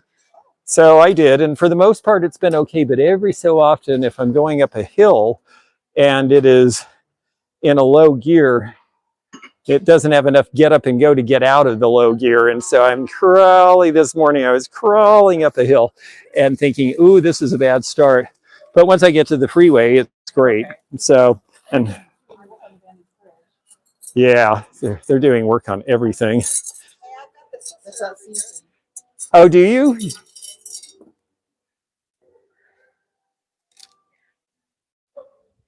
Oh, this is cool. Well, we'll have to show you guys this. Oh, that's neat. Oh my gosh. Yes. So in the 50s, 40s, 50s, and 60s, Fenton made certain pieces in all their colors. So I've got the cranberry and Corinne has the blue. Yes. That's funny. What do you got on you? Well, the cranberry sells a little higher, I think. Yeah. Yeah, yours is 85. Yeah, I've got like 125 on this one. So I think we're in the right ballpark. You want more jewelry coming? I think there's one more case here that has some jewelry related stuff. This one here, and I think that's mainly it as far as jewelry goes. You can go all the way down to where the table bumps up, right about there. Yeah, exactly. Yep, you got it. Oh, great, thank you. Oh, very good. I'll find a place. Okay, great. She got another bin empty for us, so on to the next thing. Oh, let me give you the mate to that. Actually, I think they look good, and this one I think I'll take away because it's a little more primitive-y. Okay. I like the copper together too. I'm a fan of copper. It's funny. It sells for me in some places really well, and then it's sort of like the next place, maybe not so much, and then it sells again. It just seems like it's regional. The enamel usually does better unless it's like a deco-y looking. I've noticed, yeah. Oh, here's another perfume bottle, and it's a good one too. It's Fenton. So, nice artware piece. I'll just sort of throw that in the middle of everything and let you decide. Yeah. I do too. Okay, big cheese goes over here. Yeah, maybe right there for now.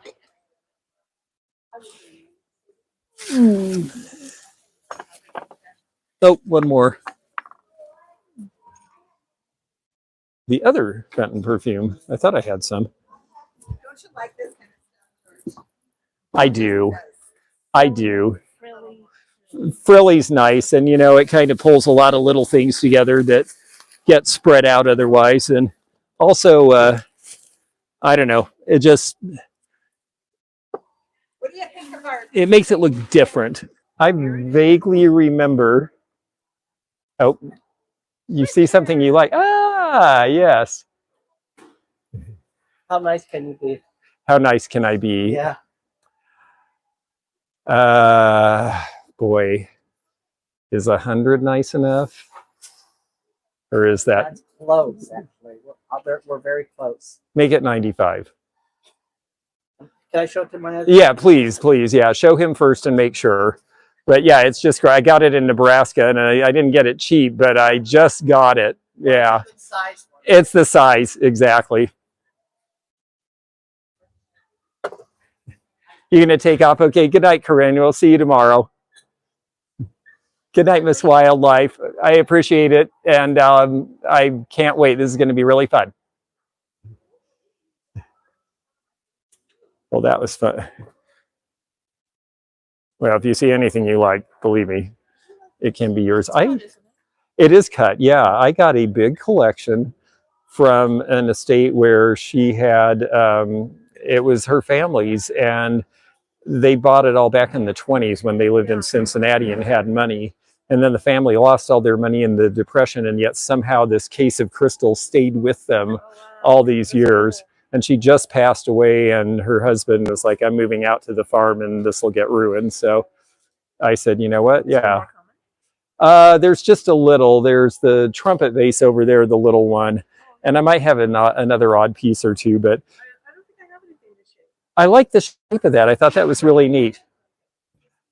Oh, well, yeah, or I mean, maybe candy because it bows out. I kept thinking, what would you put in here? Sweetmeats? I'm not sure. Yeah, it was a different shape than I've seen, and I just, It's unusual. I mean, I like find different stuff. yeah, me too. I like things I haven't seen before, and so that was definitely on the list. Yeah, I really like those. I have one online right now. She had 4 or 5, and that one was a nice small size.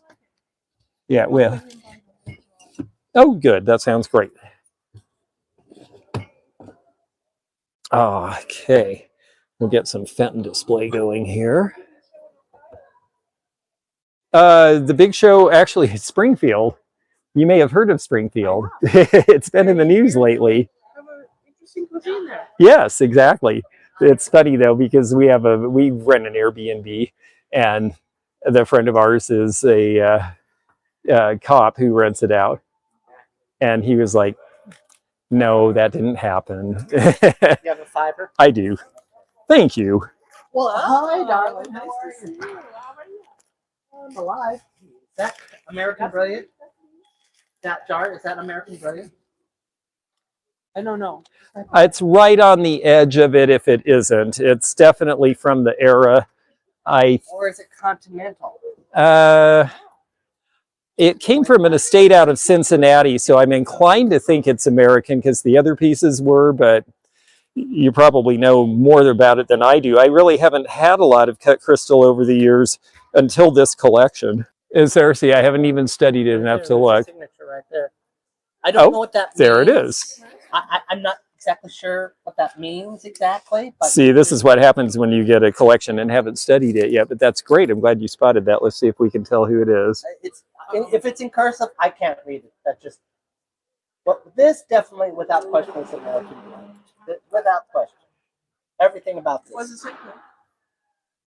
It's actually cursive-y enough that I can. It starts with a Y. Y-O-S-E-U-M.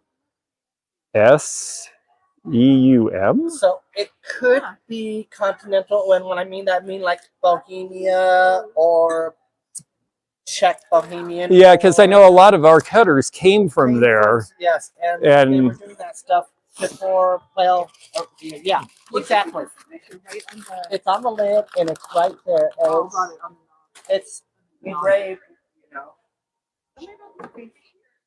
So I was battling. Hello again. Hello again. And I finally beat it, and then 2 weeks later, my foot Well, called and said you that is our friend Richard, and Richard actually is a very knowledgeable dealer, and that was really, really interesting to learn. You know, this is part of what's fun, is that you get to be around a bunch of other people who know stuff maybe more than you do. Microphone battery. Well, we're going to switch then. Yeah, what Richard was saying is that Bohemian piece or we think maybe bohemian, that Christy liked is, let me show you this because we all just learned something, which is really cool. So there's a signature here. It's not easy to see, but you can see kind of under my pinky finger, there is a signature etched. It's not easy to read. It appears to be a European name. And because of that and the way this is cut at the top, it's probably a European piece rather than an American piece. And it's he's very knowledgeable. He deals in a lot of true antiques, which this is. This is at least 100 years old. And so it is, and it does feel sharp. So it is late in the brilliant cut era, but probably not brilliant cut American, but European. So, and that explains the unusual shape as well.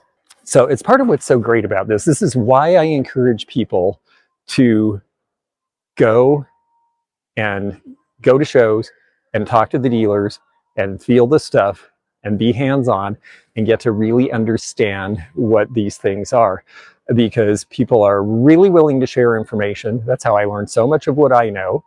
And it's just really, really just so much fun. And I learn something new every day. And there was my new knowledge for the day. And there might be more. So stay tuned. Anyway, I'll try to keep this as interesting as I can, but I have to, I got to really make some tracks here because I am definitely a little bit behind on getting things done here. So I'm going to try to focus on getting some stuff on shelves and getting another box open. And then we'll see where we go from there. I think I need to work on more crates because crates will give me room to place things, and placing things will give me room to open more things for you. So let's do that for a minute. Definitely ended up with a fall color display here in the middle. And we're doing a lot of blues down here. In between, I think we're going to do, actually, you know, blue is one of the colors with Expo stuff. So I think maybe we'll start mixing in some of our Expo World's Fair things here. And this piece that we showed you earlier can find a home and be a nice backdrop in that case. And that might give us a little bit of room. So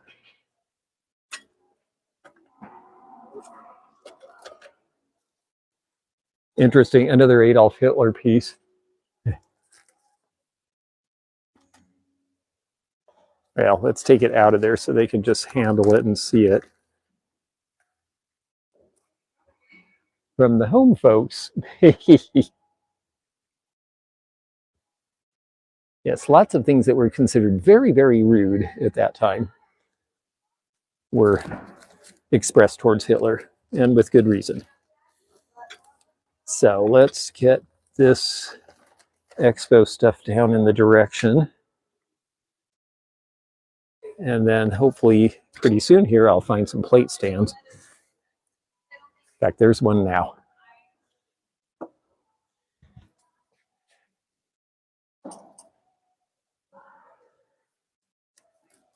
This is where we are, by the way, up in the corner of Washington near Idaho and Oregon and British Columbia and Alberta. And this was the logo, which was based on the Mobius strip. Spokane World's Fair was the theme was our new environment, and that had to do a lot with the fact that they renovated the downtown and got rid of a really messy, polluted rail yard that was leaking all sorts of toxicity into the river, and they were able to clean it all up and make a really cool waterfront park, which I've shown in several of my videos because it's a really beautiful place to go. And so that was the big transition, and the World's Fair was rather a success because of that, so much so that the folks in Knoxville said, hey, we've got an old rail yard in our downtown we'd like to get rid of and clean up a creek. And so they got permission to host the 1982 World's Fair. And they did exactly that, which was a pretty slick thing, actually. So I'm going to do a lot of Expo stuff as a background here. because it is the 50th anniversary, so this should get some attention. We'll put it with our pretty blue glass and some other related things. That also means that I have a little bit more room to work now. Okay. My Santa hat is for sale. I've worn it a couple of years in live sale, so I figure it's time for someone else to enjoy it. And John Perry, I've got several John Perry figures. I'll put that one down there for now. All right, we've got room for some more crates if I can get some more empty, so let me keep working towards that goal. I think this one should be next because it has a lot of, well, it has something in it that's really neat that was overlooked at Springfield. This is a very nice old Stein, and I have sold Steins very well here in Spokane. It's got the hunter on it, and it's got a good mark, and I think we will set it right up there.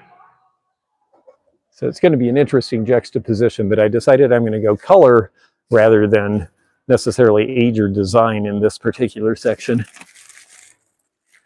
Let me unwrap a bunch of heron cups and saucers that are sweet and going to go on this back table with the Fenton. I think it's time for me to work on this table because there's big items, and if I can get them off of the table, I will have room to put more smalls in front, and I have a lot of smalls to unwrap still.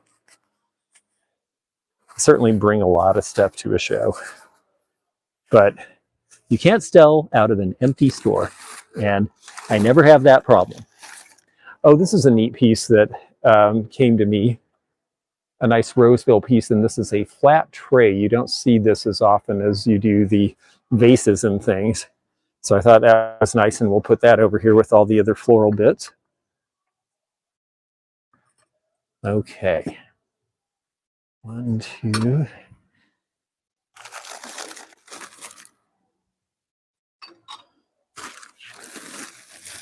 We have some Sasha Brostoff here. That is definitely going to go more in this section where we have the grays and the blues because it's a good color match and because it gives us a little bit of a mid-century flair in here. We'll move our big cookie jar for now. I'm going to have to find a place for some kitchen-related things. They always sell well, but they're a little out of focus at this particular display, I think.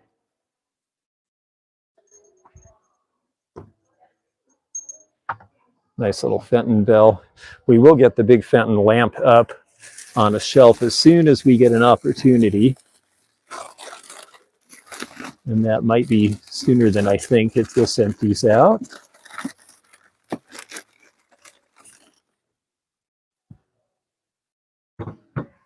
A nice Francoma orange cornucopia. The flame orange is really selling pretty well these days. We have gone from when I started in the business and orange was absolutely out of fashion to where orange is hot, hot, hot because it's a hot color and it's a mid-century color. So, okay, this piece is already sold, so I'll put that aside.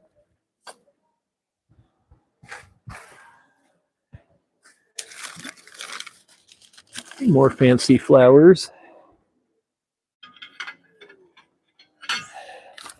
Nice celluloid hand mirror here. We'll put this up on the front jewelry table.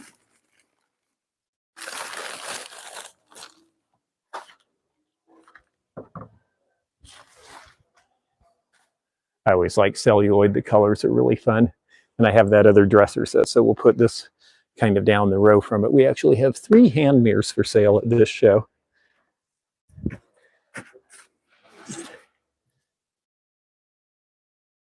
Okay. I really do like this this nice little, hooked rugs and things are pretty good sellers now, and this one for whatever reason just has stayed with me for a really long time. So I think what I'm going to do instead of covering it up, so I think I'll move a few things here and hang it off the front of the table so that people actually see the pattern better, because I think that may be the problem. The colors are absolutely right for the time of year we're in. And if I weight it down with a couple of things, I think it'll stay there just fine for now. Sometimes with merchandise, it's not that you have the wrong piece. It's just, you know, online, it's trying to find the right person and put it on the right platform. And at a show, it's trying to find the right show and also the right, just the right display where it really looks right. So you just work with it and you play with it. Eventually things tend to come to where they're supposed to be and people find them, and then they go live with their ultimate collector, which is what we really would like. Oh, I don't know if she's still in the chat, but Sarah Wrinkle, I decided to bring this to my shows and see if I can sell it for you. She had this at my storehouse sale and left it behind, and it's a great oval dresser tray and a nice thin shape, and I don't see oval a lot, so I feel like it deserves a chance.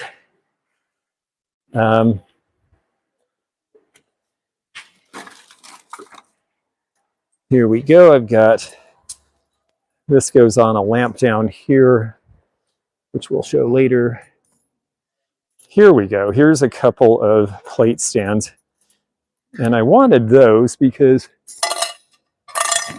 I have this really nice Spode piece from the archive collection when they started redoing some of their early 1800s patterns. This one was Jasmine, which first came out in 1825. And it ended up on the ground in Springfield. And, you know, it wasn't a very respectful way to display it, but I didn't have room for it. Well, now we can put it here with all this floral and Fenton, and it's going to pop. And look how different that is from where it was before. All right, I need one more crate about that height, which I think matches this. So I'll keep emptying this one. The nice thing is I can put these games, which are really cool and have great boxes. It's Moon Mullins and the Soldier set and the Costume Fun. And these can go over in Christmas land where it'll actually be a little more visible to people who like toys and games and things.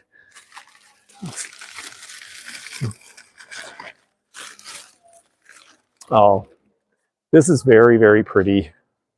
This is another thing that of Sarah. This is consolidated glass, and I really, really do like this pattern. It's 1890s, nice syrup pitcher with a good lid.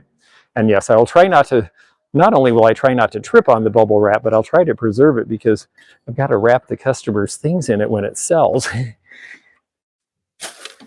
Let's see. Okay, I've got a bunch of clips. Those are, sometimes at the end of a show, you just throw stuff in a box. So this box has some random hardware and things that I don't really need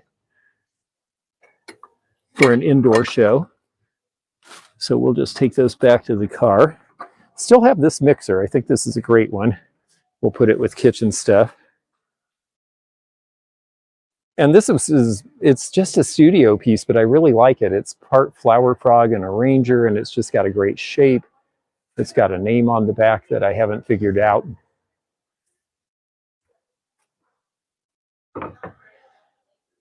All right, we've got one more crate. Let's see if these are the same size. I hope they are, because then I'll put this lamp up on one of them.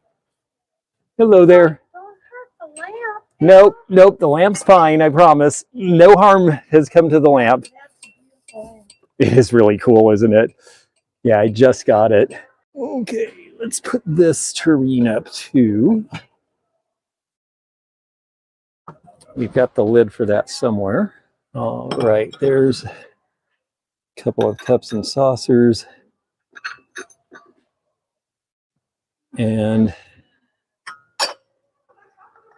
now we're starting to see a display form. This is making me happy. Aren't those crazy? A friend of mine sold those in her shop about 20 years ago. Yeah, aren't those fun? Yeah. They're in the like 8, those are 18 a piece, and then the big one on the stand is 30. They're just really,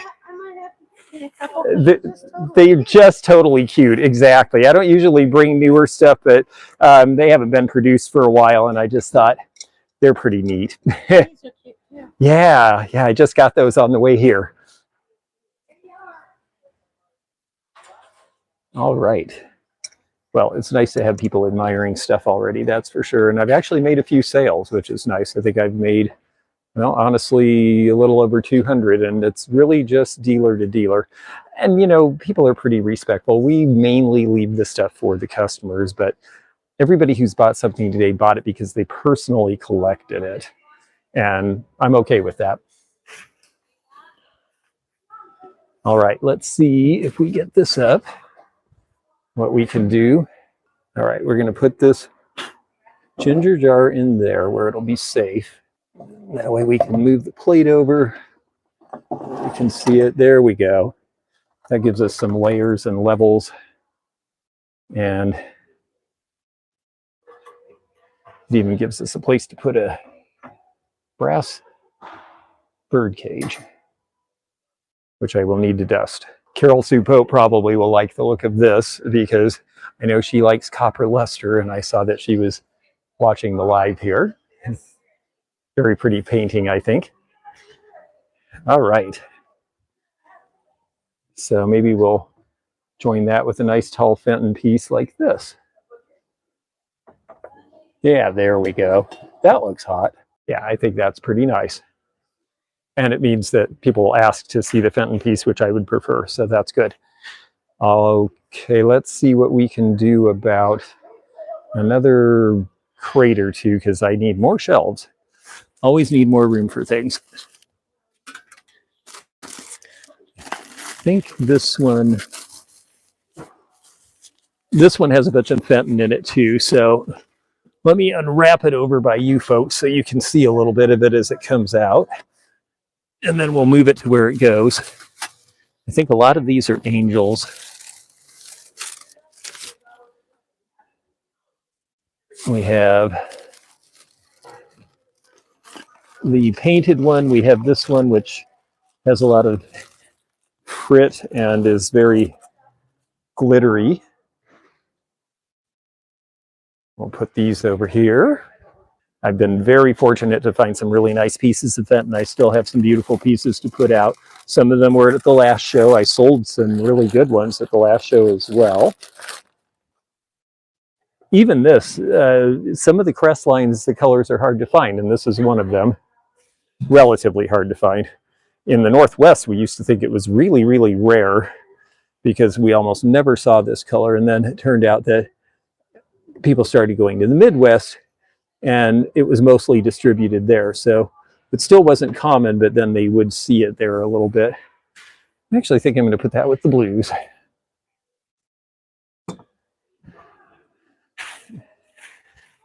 It's always fun to sort of do the display a little differently each time. That's why I don't come in with a completely programmed, this goes here, this goes there, because I figure that it shakes it up a little bit. I see things differently. The customer sees things differently. The collectors get to look through and find their favorites, and it just makes me happy to do it that way. Very pretty Burmese woman with the hat. We have another angel. This one's very Christmassy, actually, so I think I'll put her in the direction of the Christmas stuff. We've got some Wedgwood.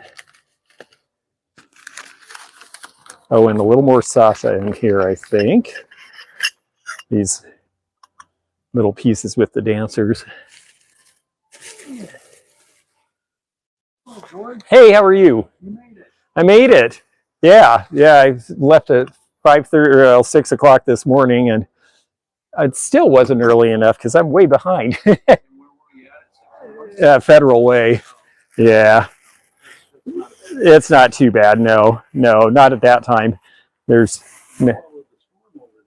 Well, it followed me. They were saying right when I was leaving, oh boy, the rain's about to start and it could really make the traffic messy. And I said, I am stepping on the gas. And so I managed to get ahead of it, and I unpacked the last box out of the car here right when it started.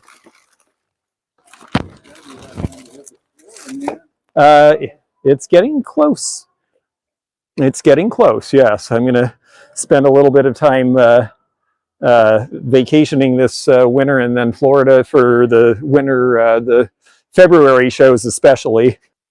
Whoops, kind of going in circles here at this rate. Boy, I did the same thing. I just had to walk away for a minute. That's what everybody is saying. Everybody who comes in the booth, they're saying, I just needed a break for a minute. And I know what you mean. It gets that way where you just have to look at someone else's stuff instead of yours. It grows organically. It comes together. It really does. Yeah. Yeah. It is amazing how it just eventually it just speaks to you and tells you where it goes, and you're fine. I wheeled in this morning, first hand truck in, it's like, I don't know what to do. Yeah. Yeah, I was just saying that too. That I really didn't come with a plan this time.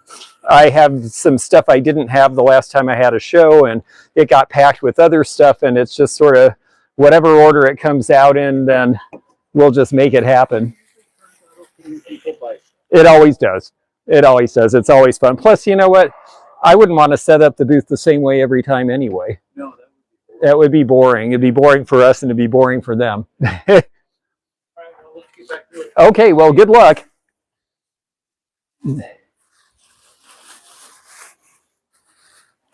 A lot of these dealers have done this show for years, but there are 7 or 8 new people this time, which is very exciting because this show used to be really big, and then a lot of the people involved with this show retired, and a lot of the other people have it's not all the same stuff from Springfield, Rob. You'll have to actually watch the beginning of this when we put it out for rebroadcast, because I showed most of the fresh stuff at the beginning of the video, and I have a lot of stuff that I did not have at Springfield. I always try to make a point to come to a different show with different things. I tailor it a little bit to what I think the customers in a given place would like, but it also is like, well, I shop between then and now, and when you're shopping, well, you're just going to have different things. And also, truth is, I sold a ton of stuff at Springfield, and it's funny because I was watching, I was listening to a channel while I was packing, and they talked about how they went to the Springfield show, and they were talking to the dealers, and the dealer said, oh, it just wasn't that busy like last time, and you know, it was very hot. But I'll tell you, I did every penny of what I did the year before and in the spring at that show, and it was really good. One thing to carry with you, by the way, are Band-Aids. I just managed to cut myself a little bit on something, and so you don't want to have to stop to find first aid and things like that. So it's kind of like you have to be your own mom. You carry the sexy fanny pack, and it's got all sorts of interesting and needed things, including a Band-Aid. Anyhow, yeah, I was really surprised to hear that because I had a really good show, and my friends who were with me did well. And granted, it was hot, and people kind of ran indoors after it got really cooking there, but didn't stop them from buying a whole lot of stuff early in the day, every day. So, you know, I mean, part of it is shows go up, shows go down, but there's also the issue of, do you have the same kind of things you brought last time? And are you bringing things that match the customer where you're doing the show? And some of that's trial and error, especially when you're new to doing shows. I know a lot of people who are, you know, Corinne Jones, she brought more stuff and different stuff this time than she's brought the last 3 shows she's done here, because she said, I'm starting to get who the customer is.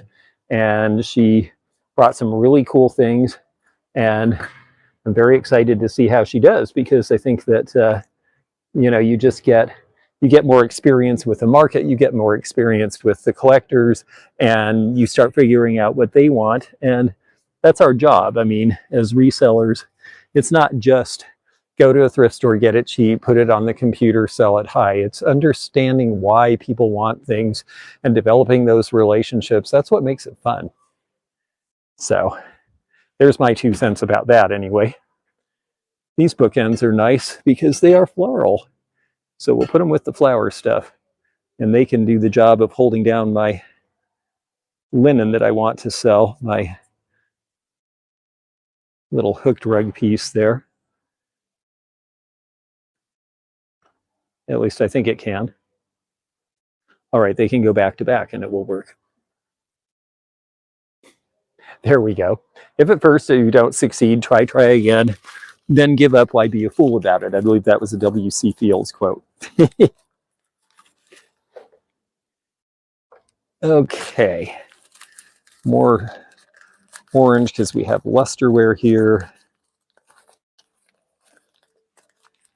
I have sold so many different kinds of things over the years at this show too, because again, part of it is what you get. I mean, it's also great to talk about we're buying for the customers, but sometimes you just don't find the thing that you sold the last time, so you bring different things and give them a try, and maybe you meet new collectors and you get to do cool things with them, and over the years everybody has a good time and you get to know each other, and it's a really fun business. I do really enjoy doing it. Okay, there's a nice place to park our cookie jar, and we can put our Fenton Blanco hat up here with its little jewels, because you can see through it, and then they can see the cool stuff behind it too. All right, more crates. Got to keep going with the crates so I can make room to put all this good stuff out. We are in Spokane, so I bring things that look like 50s Western too. And that actually, not sure where I'll put that yet. So how about down?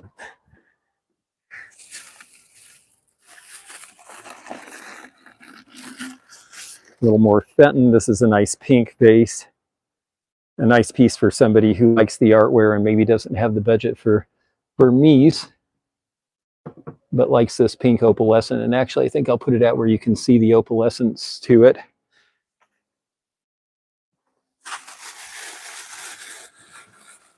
One more piece of cut crystal. Since my friend Christy, who's helping me with the jewelry setup, the good thing is she gets to go look around because she's helping me. But I'm going to put these out so she can see them first, because she does like cut crystal, as do I. And I'm telling you, other people are starting to too. This is actually a great little basket, and it's going to be nice to put paper ephemera and things in. So we'll set that aside for now.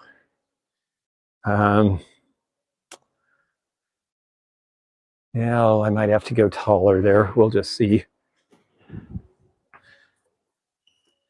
I did not come, like I was just talking to that other dealer, we did not come with an agenda as far as how we were going to set up our booth. So there is a certain amount of winging it. Nice little Swedish piece here. And some purple glass grates. I think we'll keep those going with our purple and blue display area here. I really need to dust those though. Those were on the corner at Springfield, and when you're at an outdoor show, stuff does get dusty, and that can be a little bit problematic.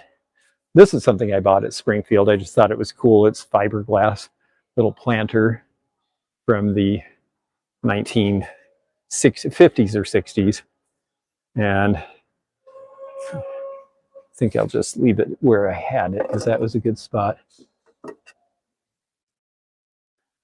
Okay, there's probably 75 dealers at this show, I would estimate, and a lot of them are set up already. So I don't know that I'm going to have a ton of visitors. It's a little different from Springfield, because Springfield, the early buyers can pay and get in and pay $50, and they can walk the whole show early while we're setting up. And at this show, it's not open to the public until we're ready, which is tomorrow morning at 10.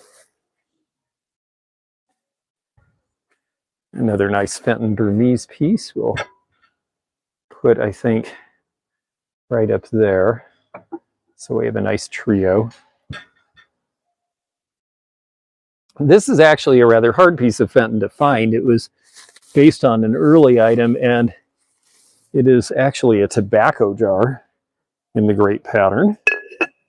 A really great iridescence to it. I believe, if I understand the story right, that this was one of the first pieces they were commissioned to do in the late 60s, and that was the beginning of them doing carnival glass again. I think we'll put that there because we've got some really great blue tones going, and that'll give us some color there. If I have another crate the right size, I could probably make another layer there. So I'm going to work on this box next.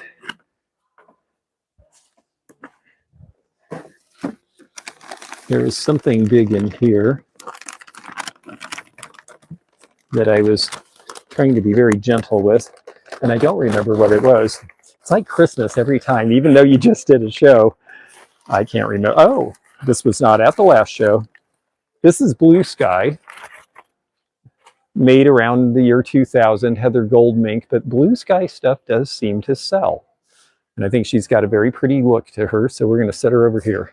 This is just a cute English vase in porcelain made by Windsor Ware, 1920s or 30s. And I haven't had that at a show before either. So Rob didn't miss all the new stuff. That's good.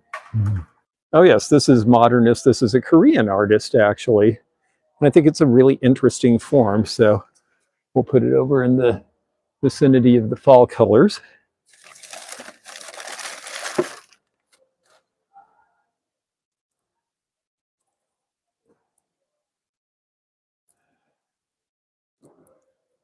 Well, we'll come back to that. There seems to still be a tag on that. This horse hitching post was not at the last show either, but we are definitely in the country here, and Spokane is surrounded by a lot of rural areas. It's a big agricultural area, and there are a lot of horse farms. So this was the place to bring this, and not entirely sure where I'm going to put it yet. But for now, actually, I want to show you one thing about this since I have it.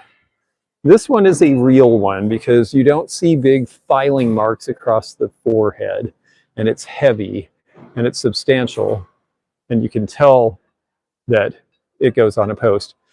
Sherry, you know what? Shows are a lot of work, but I'll tell you what. I sold 125 items at the last show I did.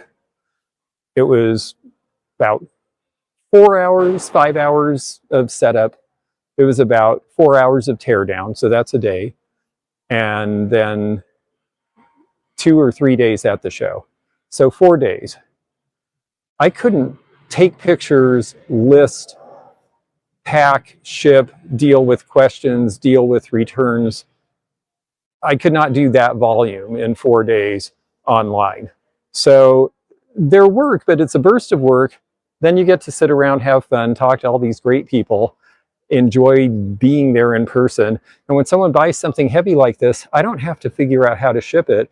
And I'm not giving 30% of the price to the post office to ship it. I'm saying, here you go, and it goes away. So that's the reason people are like, oh, I can't believe you're still doing shows after all these years. Why don't you just sell it all online? Well, because some stuff does well online and some stuff does better in person, but I can do a lot in a short period of time in person. And I can't necessarily do that if I am doing it online. I am not quick enough to crank out that kind of volume. And then you pack it back in the car, and if you have another show the next week, well, then you unpack, you add a few new things, and you're in business again, and you get to sell another 100 or 150 items without having to take a single picture, without having to ship anything, without having to deal with, oh, the post office broke it. You know, I do sell online. I like selling online, but there are pros and cons to everything, and there are some good reasons that this is a good method for a lot of things. So work it is, but to me it's fun work. Plus you get to create, you get to play around, see how things look. If you don't like the way something looks, you change it a little bit and you just monkey with it, and it's, I don't know, it's fun to me. Anybody who likes decorating, I think, is maybe a good candidate to do shows, because you get to use your creativity and make it something else every time you do it. All right, those I think are the same height, which means I can stack this one up. always trying to figure out how to make more space, because eye level is important. But the other thing I was told years ago by our lovely friend Suzanne, who unfortunately passed, who used to be the manager of the Vintage Modern Mall that's now Janet's Antiques in St. Pete, Florida. And she said, it is so important to stagger the heights of the display so the eye carries and there's dynamism. And I have never forgotten that lesson. And I would say that I have probably sold a lot more stuff because she told me that. So I am grateful for that advice. That's the other fun thing, is you all learn from each other as you're doing it. So, okay, I think since we've got a little space, I'm going to get this up out of the way. I did find a little more, yeah. I always lie to you. I always tell you I don't have more, and then I have more. It's not really on purpose. Well, yes, I just have a million boxes full of stuff. And I did find a little more front table stuff, but not a lot. I just sort of set it kind of, basically it's like this tray and this muff, and I just kind of threw it in a direction. You know, I really do too, and I'm really excited to have a collection of it. I've kind of, when I first got in the business, it was right when the people who had collected that were all hitting like their 80s and 90s and stopped. And so I got in the business just in time for all of the dealers to say, oh, you can't sell this anymore. So I really bought into that for a long time. And then when this collection came along, I looked on eBay, it's selling all the time. Is it? Yeah, it's not. Yeah, it's not selling for giant prices that it used to, but it's selling consistently. I do too, and so much work went into it. I mean, it was such a craft. That's the thing that amazes me, how they made it so good. Yeah. And most of those designs were, which I didn't realize this until recently, most of those cut crystal designs were completely freeform. They'd have like a certain pattern, but then they'd just like, oh, well, this part's empty. Let's make a diamond. Let's make a pinwheel. Right. Yeah, exactly. Yes. Yeah, I definitely have found that I'm a better appreciator of things than I don't have that wonderful artistic bent.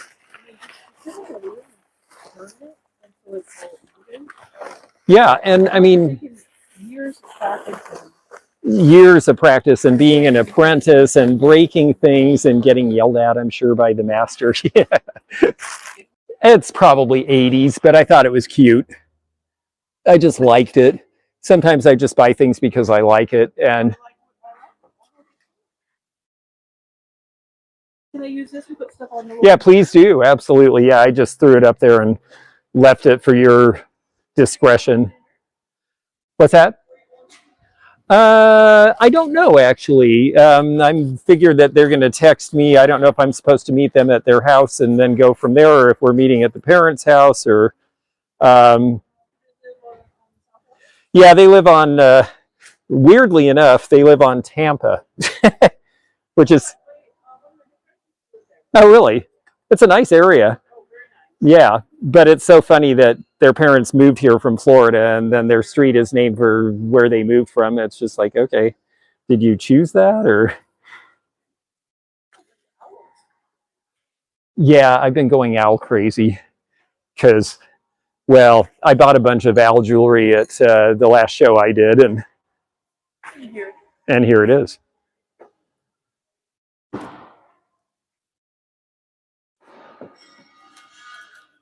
Is this to keep the mosquitoes off your face, or?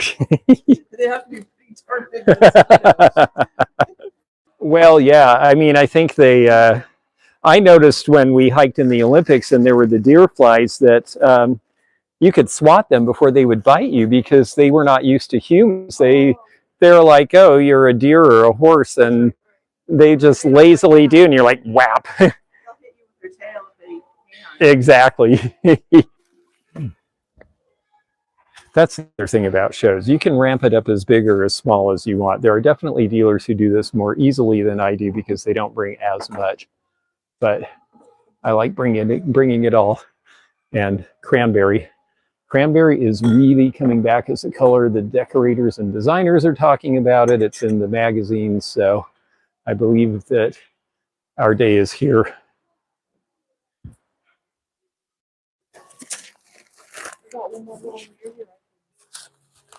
Oh, cool. Sure. Oh, thank you. Yeah, that's great. Did you find anything out there? Oh, yeah. I wasn't sure who was here this time. That's what she said. She said that she has 8 new dealers, and she said, I felt like, wow, we're starting to get people back and new people. And then the people who were here last time were like, oh, I have a commitment. Oh, I have a family thing. Normally over there, they usually have like big free spaces. Yeah. Yes. Yes, and they have great, yeah, they're in Palouse or wherever. Yeah. Yeah. And they're not here. Gee. And they're regulars. I mean, that's the thing. Yeah. It happens, but I'm glad she's getting some new blood.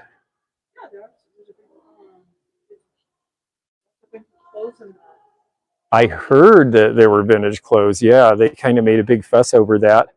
On the they did some sort of a promotion. Oh, you saw it this morning. Okay, yeah. Of it. Yeah. Yeah, it's interesting because I don't remember this show ever really having vintage clothes before. Not like a big display, maybe like a rack. Yeah. Yeah. Maybe to do Portland myself. I'm excited for you to do too. Yes. Yeah. No, that's. And I wanted to come down, but it's like, you know, I gotta wind things down here because we're gonna wrap it up at the end of the year. Oh, okay. Yeah. Yeah. That's kind of a tough thing is how do you decide when? I mean, making the decision too is one thing, but then. We kind of decided we're going to have to renew all our licensing and stuff. Oh, so the beginning of the year makes sense because then you don't have to pay to be open for 3 months and then do it at the end of the school year. Yeah. Is he excited about it? I mean, he's been getting up at 4 in the morning for 1:15. Oh, that's right. You have to be baking by 4. Yeah. Oh, jeez. Wow. Sure. Yes, please. And anything in a wooden box would be really great to get out because then the wooden boxes become the shelves and then I might actually be able to find a place for some of this stuff. Because I've got kind of... There's a big old horse, yes. Haven't quite decided where to put big old horse, yes. Yeah, thank you. Yeah, this is something I didn't have at the last show too. Yes, yes, please.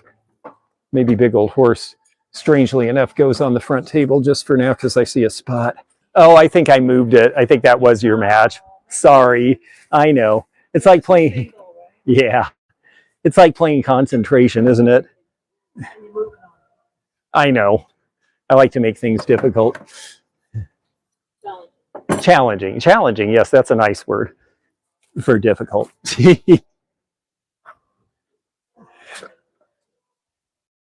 Oh boy, lots of salt and pepper shakers.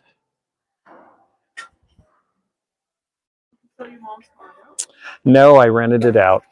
Yeah, yeah. I just, you know, I figure that. Yeah. Well, it was another one of those things where it just happened. The people who ended up renting it lived in the same complex. And right when I got the renovation done, their landlord said, I've decided to sell the unit. And they needed to move. And they wanted to stay there because all their friends are there and they're used to it. And I said, well, that sounds perfect. And they didn't have to go through a credit check or anything. They just moved right in, which was really nice because, you know,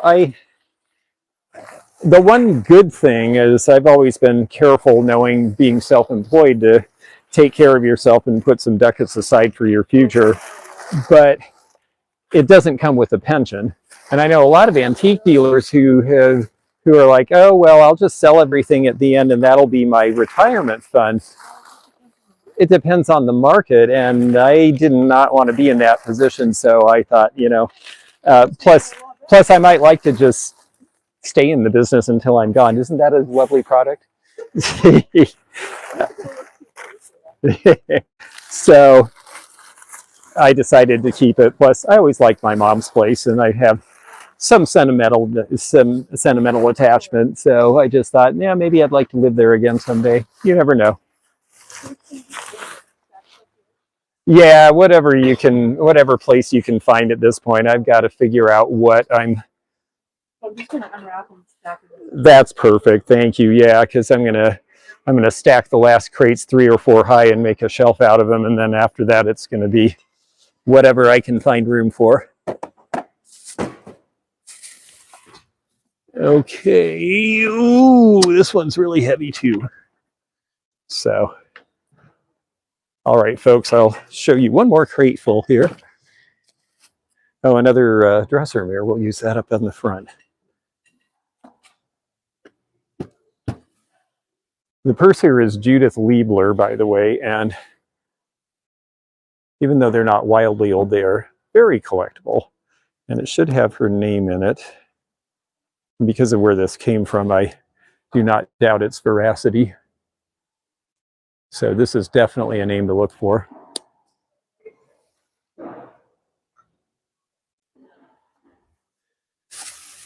Oh boy.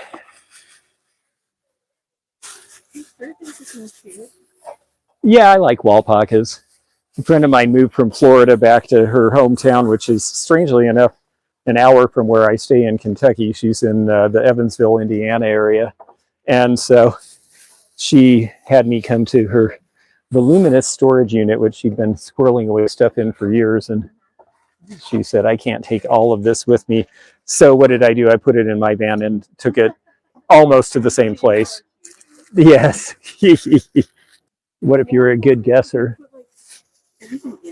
Yeah, they'd hang them on the wall, and sometimes they put flowers in them. Sometimes they have, they're set up to put a pair of scissors or something like that in. Oh, I'm sorry. I have a, yeah, I have another jewelry thing. I'll just set it up. Yeah. And yes, it does. Yeah. Yeah, it's always, I know, it's funny with decanters. It's like, is the clear stopper right? But that's Cambridge glass from the 30s, and that one it is right. And actually, I know, it's such a smooth style. I always like their stuff because of this. I'm actually going to hold this up and show everybody since you mentioned it. Yeah, so this came to me recently, and this is Cambridge glass, 1930s. They did the chrome craft stuff and a lot of that. But yes, the clear stopper is correct. So I think we'll just put that. I really do too. Yeah, it really grabbed my attention. I have another one that's pretty fun that we'll get to eventually, I'm sure. There, now you can see the purple in that. Oh, yeah, that's pretty. Oh. Okay, this looks more like a... Oh, that's a nice piece, and I've got a place for that, actually. Yeah. Thank you. Yeah, this was a...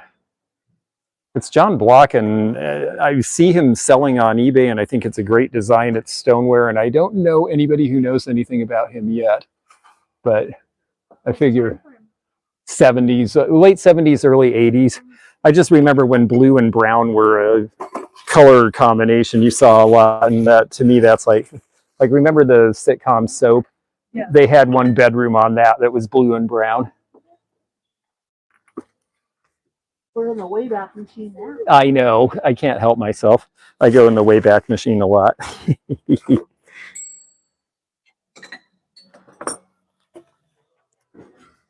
Manners.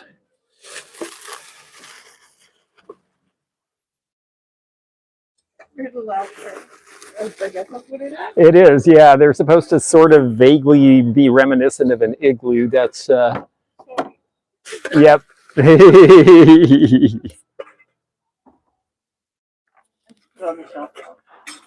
Oh, that's great. That's actually a good place for it. Oh, and that other one that you just took out is the same artisan. These are actually pretty good, which I wasn't sure.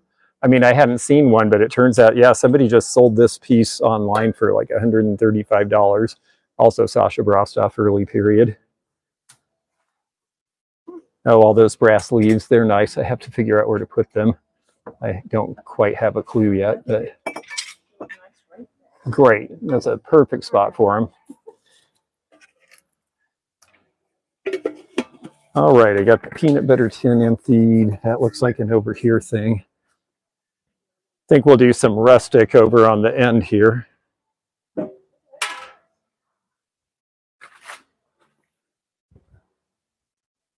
Oh, it's a big stirrup. Seriously? Yeah, well, No. I don't know that anyone would actually use it as such, but that's what it's supposed to look like. Yeah. I have a few parts that seem to be missing. I'm missing a lid to a coffee pot and a white base, but I'm sure they'll turn up. But if you find any odd things that don't seem like they have anything to go with them, I probably have the other part. Oh, yay, thank you.